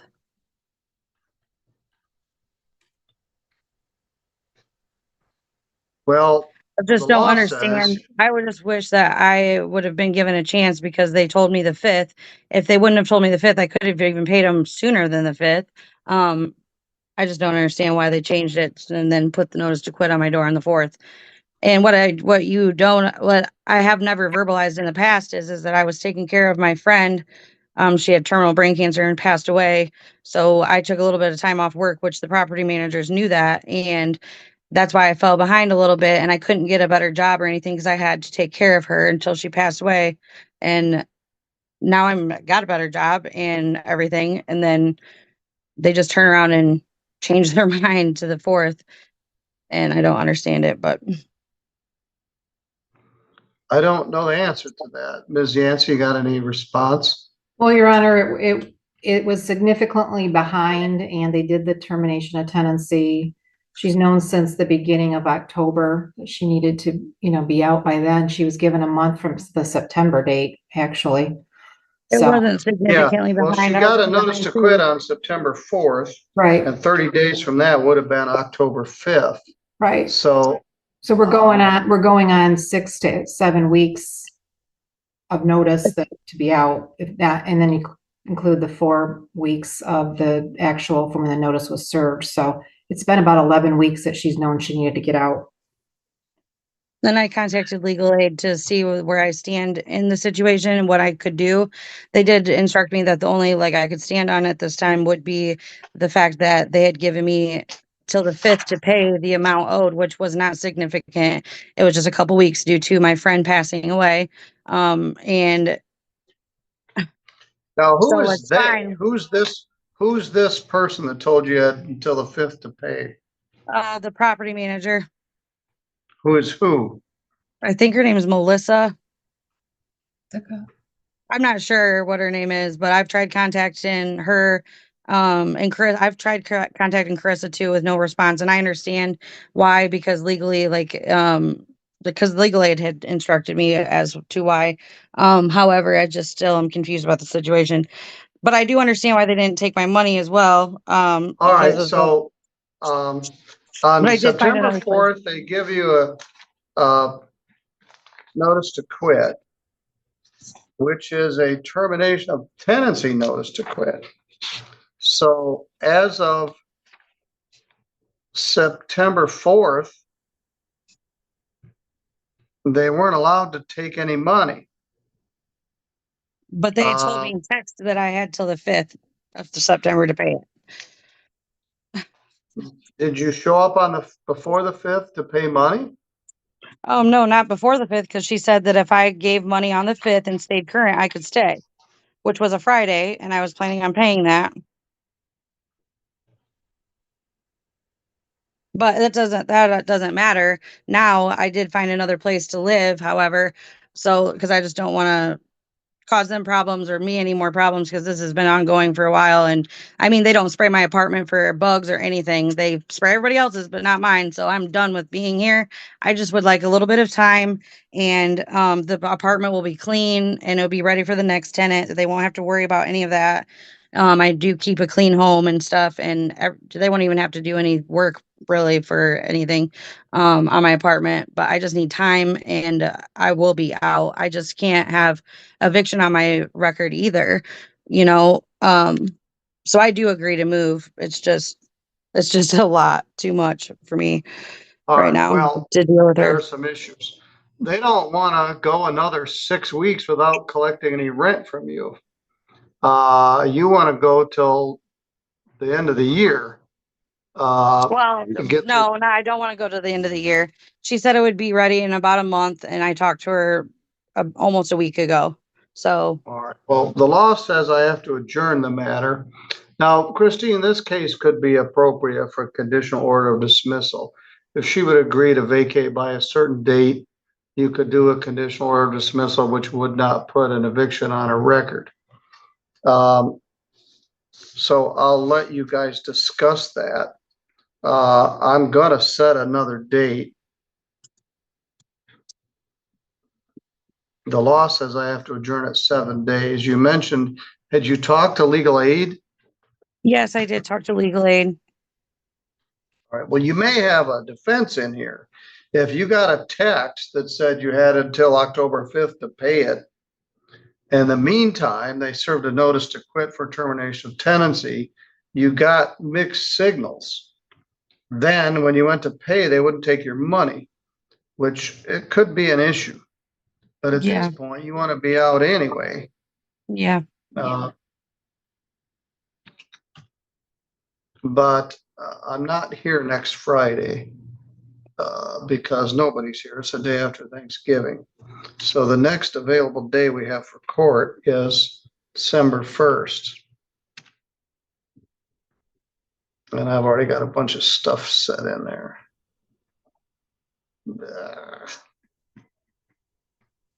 I don't think I have you in there. And yes. I don't have anything there. We just want to do it as soon as possible because then she's gonna have another 10 days after that. So it's the concern. Yes, that's why the case would be appropriate for you guys to discuss a move out date and a conditional order of dismissal. But I'm gonna set this for, I've already got that filled for Monday, December 10th. December 1st? December 1st, excuse me, I'm losing my marbles here. December 1st at 2:30. I'm losing my marbles over how crowded that afternoon already is. And then you would get 10 days from that day, which would take you to December 1st. Maybe your apartment will be ready by then, but I'm going to put you in a breakout room with Ms. Yancey and Ms. Rarick, and you can discuss the terms of moving out. And perhaps they could then do what's called a conditional order of dismissal. You would agree to move, they'd file the order. If you don't move, they could ask for a writ of eviction, but it wouldn't put an eviction on your record. Some of the law firms, Mr. Bradshaw's firm does this a lot, and it's a benefit for the landlord and the tenant. It was actually originated in Kalamazoo County, so they use it a lot, but there's a form for it. Ms. Rarick and Ms. Yancey, are you on to talk with this tenant in the breakout room? Yes, Your Honor, and then we'll need to return because we have a 2:15 in front of you. Yes, I'll see you in a little bit. I'll go do a couple more. All right, when the button says join, please join.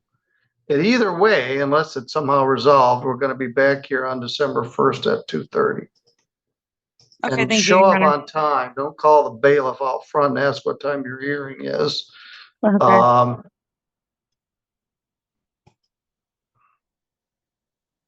Thank you, Your Honor. All right.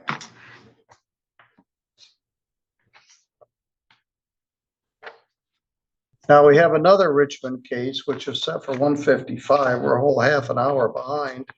That is entitled Terry and Larry Richmond versus Cindy Brewster. Cindy Brewster is not here. This is a termination of tenancy because of a health hazard. Defendant was personally served. What's the status here, Ms. Richmond? I don't know. I'll let Larry and Lydia talk. I don't think they've cleaned anything up yet. The house is a fire trap, and I've been after them to clean it up, and they just fight us. Lydia went over there and did take a truckload of cardboard out to help, but then they won't let us back in again. That's how this all started, because they run it from us for how many years, Terry? 26. 26 years. So we've done everything we can do to help them, but like last year, there we got turned into DHS. The kids, there was no heat, and we went over there with a furnace man, and the whole basement was full of gallon milk cartons. So this is what we're fighting with these people. We're trying to help them all we can, but they just won't help themselves. Well, they aren't here. They have 10 days to vacate or they're subject to being evicted. This reminds me of another property you had over on Canal, or one of those where you had to. eight-yard dump trailers out of there. Yeah. Jimmy Buffett has a song called Ringling Ringling, where there's a beer can pile that's 27 years old. A lot of heartache and tears and 27 years of beers. There's a lot of heartache and tears and 26 years of accumulated trash. Let's see who this is. iPhone. I think Jimmy Buffett hung out over there that week. I took you to.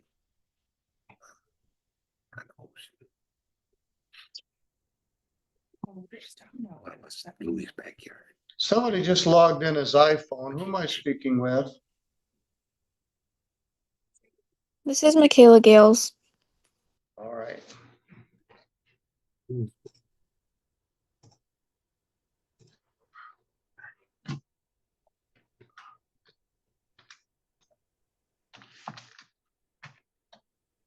Yes, it puts you guys in danger of zoning violations from the city.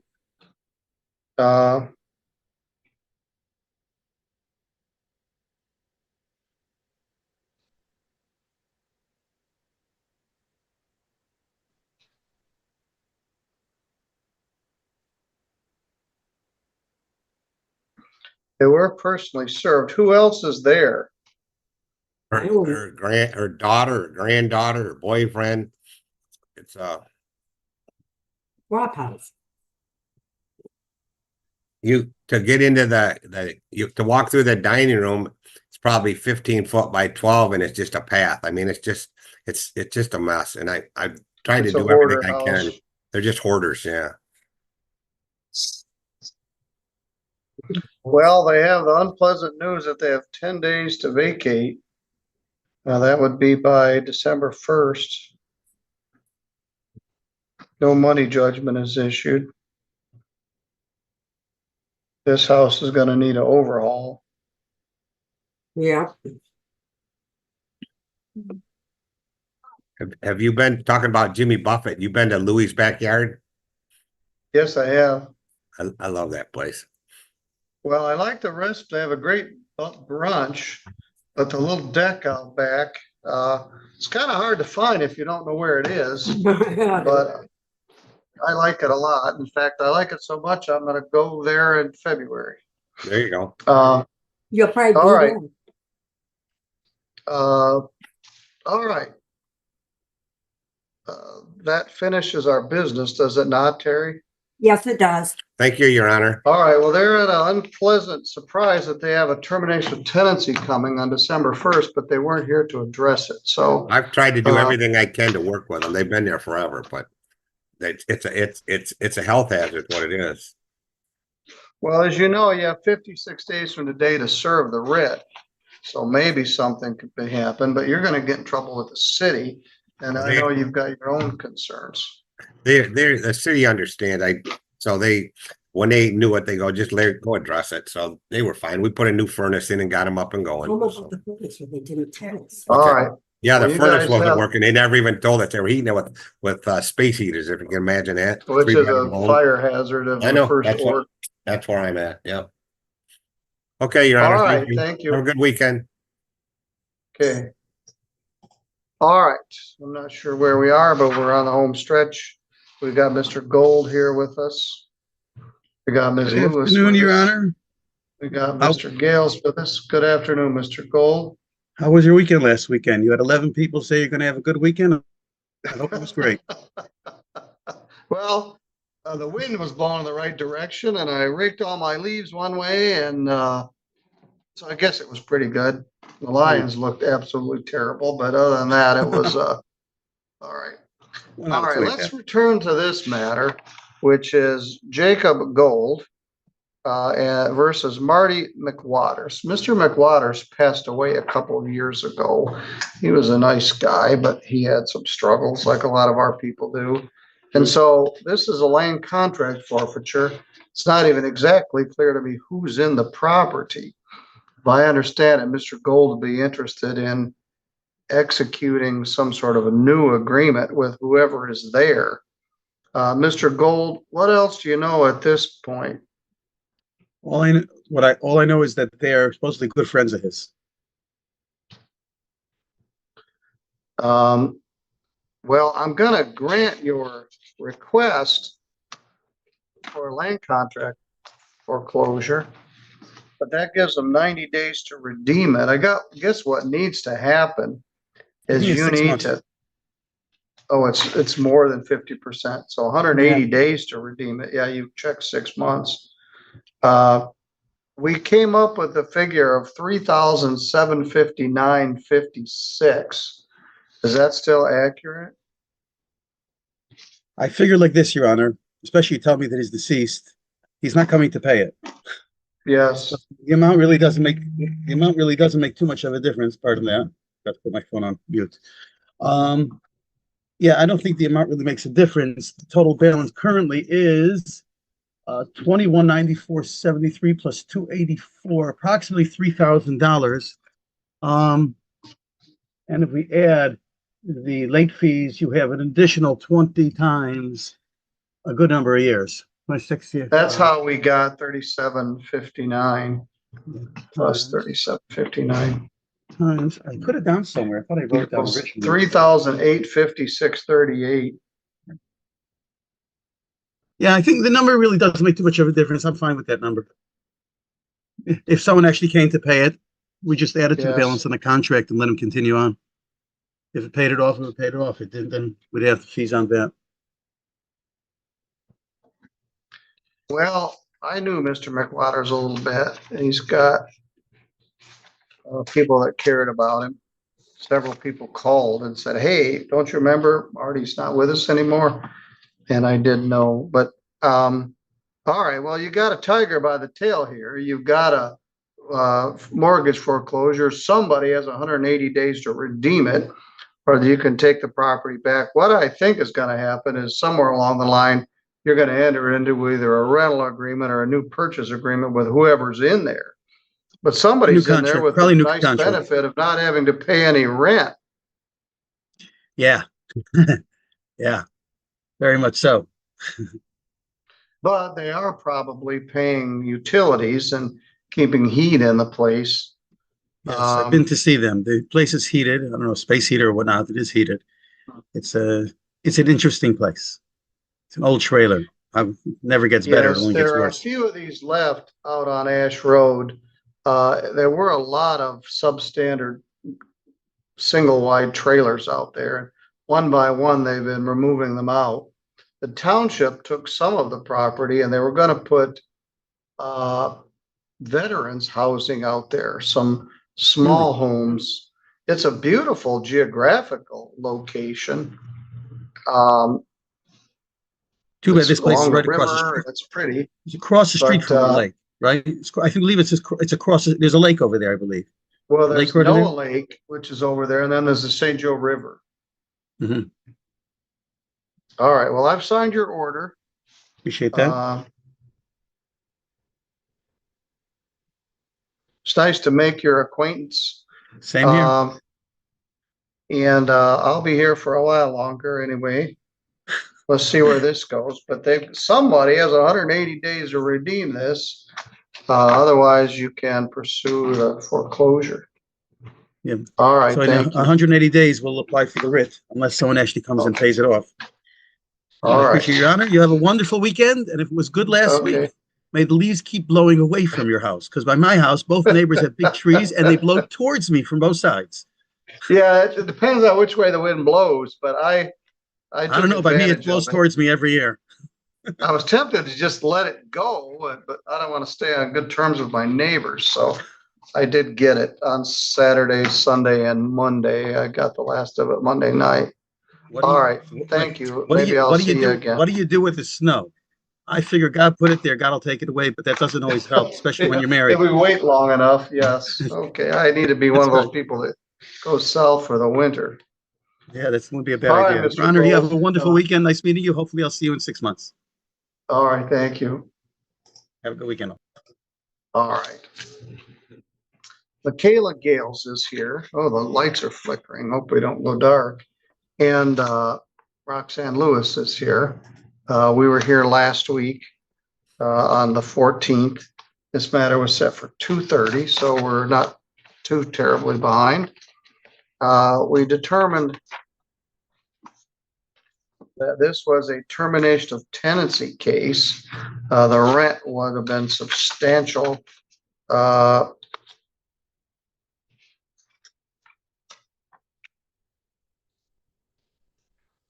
Over $6,500. Miss Gales, the Lewises want you to move out of this property in White Pigeon. We talked about it last week. What's your position?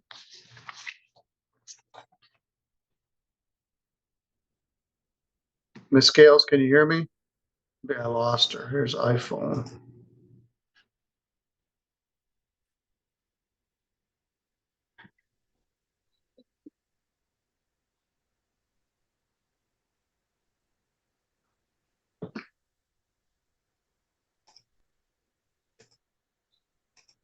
All right, are you Michaela Gales? Yes. All right. We were here last week. Your landlord, Ms. Lewis, is here, and she wants you to move. What's your position?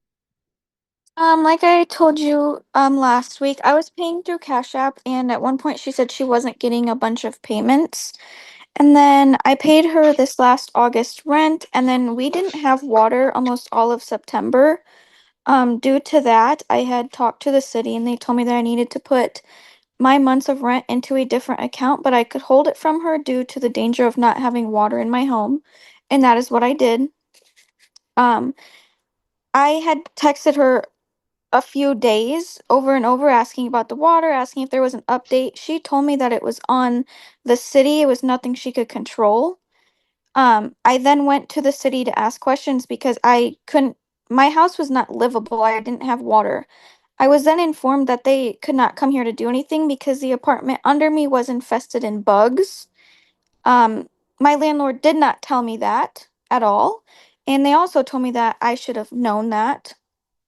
So I then asked Roxanne again what was going on, and she told me that she was waiting on the city, and I didn't hear anything back for a while. Um, Ever since we moved in, our water has been black and brown since we have lived here. There's 5 other apartments along with me that have multiple issues with their apartments, with the water. Nothing has been taken care of. About a year ago, an incident happened here, and the cops were here, and they said something that I didn't have a railing, and they were going to inform her. I still, to this day, do not have a railing up my stairs. While living here, I think I've seen Roxanne maybe once in my apartment, and that's when they were coming to check the smoke alarms. Which they had told her that we didn't have the smoke alarms that were needed in here. I still to this day do not. Um, Last week you told me to reach out to the helping aid, and I did do that. But I also work 8 to 5 Monday through Friday, so it's hard for me to try to get back in contact with her. I have called her a couple times, left some voicemails, and I have not heard anything back. All right, so you're telling me how terrible the apartment is and all the reasons why you don't like it there. All I can see is the top of your head. She's asking you to move, and she's not asking for any money. She simply wants to terminate the tenancy. The notice to quit was served on you on September 8th. Now, you've raised issues regarding the covenant of habitability. If she was trying to collect rent, your rent would be abated because there was a period of time we didn't have water. The truth of the matter is you'd like to move if you had somewhere to move to. You're telling me why this is so terrible. The water's bad. There's bugs downstairs. There's no railing. There's other issues, but you don't want to move out. Right now, no rent has been paid since September, October, and November, and we're about to be into December. Now, you do have a right to take your rent and place it in escrow for habitability issues. Nobody ever exactly does it right, but there is a way to do it. They've served a notice to quit on you in September 8th, saying they wanted you to move, and you didn't. So they filed this matter, I think in October. So what do you want to do? Do you wish to stay there? For now, yeah. I mean, I can't get ahead when I am, again, I have no water for almost a month. I'm then having to pay to travel to even shower. I can't cook food at my own home, so I have to travel to do that. It was not livable for almost a month here. And so all the money that I should have been saving to put into something else, I'm still spending because this place is not livable. All right, Miss Lewis, I'm sure you have a response to all that. What's your response? Well, most of it's not true, but on September 10th, I did text Michaela, and the city of White Pigeon was willing to come out and do a water pressure test. And she never texted me back and has not texted me back since the beginning of September. And the water issue was something to do with the city. And they said until they get new lines put in, it's going to be an issue. None of the other tenants have any issues. In fact, the tenant that she's talking about with the bug infestation, that is a lie. She's actually paid up through January rent. So. Is there water there now? Yes, there's water, and there has been water. It was for a few days that we were working on it and the city was working on it, that they had pressure issues. And as far as the brown water, I have text messages. I've fought with the city. They said until they do some of their internal repairs on the city street or the city water lines, that it's just something we have to deal with. So we've put in an iron unit and we're working on a water softener so that we can help with the issue. But unfortunately, city water, it just is something we can't control. All right, Miss Gales. They gave you a notice to quit in September. I gave you until October. You didn't move. You've raised a bunch of habitability issues which go to payment of rent. They're not asking for rent. They're asking you to move. You tell me how bad it is. And I don't believe well, I don't know. If you're currently having to go somewhere to shower and all of that, then you do need to get out of here. You have until December 1st to vacate or you're subject to being evicted. No money judgment is ordered. I'm not ordering that you pay any money. The issue is, as I said, people don't have anywhere to move to, so they don't like it here. But this is the proceeding which actually forces people to move. You have 10 days from today to get out, or she can ask for a writ of eviction where the sheriff comes and puts your stuff out in the street. That's not fun for anybody. When you do move, you need to turn in your keys and give your forwarding address in writing within 4 days of your moving. Now, this will be 4 months with no rent. September, October, November, December. This is not a money judgment. It is a possession judgment.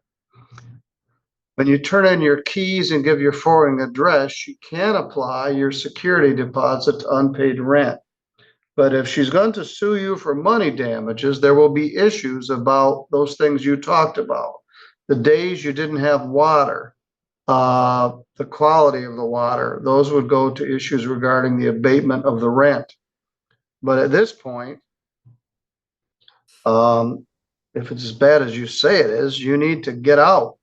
And I didn't pull this number out of a hat. It's what the statute says. You get 10 days from this day. We've already adjourned it 7 days, but in point of fact, they've asked you to move since September 8th, and now you have until December 1st. You do also have 10 days to appeal this. Let me repeat, they're not asking for money here. They're asking you to move. If they do ask for money, it will be in a separate hearing regarding money damages. And then all those issues regarding the abatement of the rent will become more relevant. But if it's as bad as you say it is, you need to vacate. She indicated that the rent was, at that point, $6,400 at $900 per month. By the time you move, your rent's going to be $7,000 in arrears. And That's not good for anybody. All right, you have until December 1st to vacate or you're subject to being evicted. All right, that is what it is. I'm sorry. Okay. Thank All you. right, thank you. All right, everybody told me to have a nice weekend, so I guess I will. At least I'll try to. All right, that completes our afternoon docket, our Friday docket, and the docket for the week.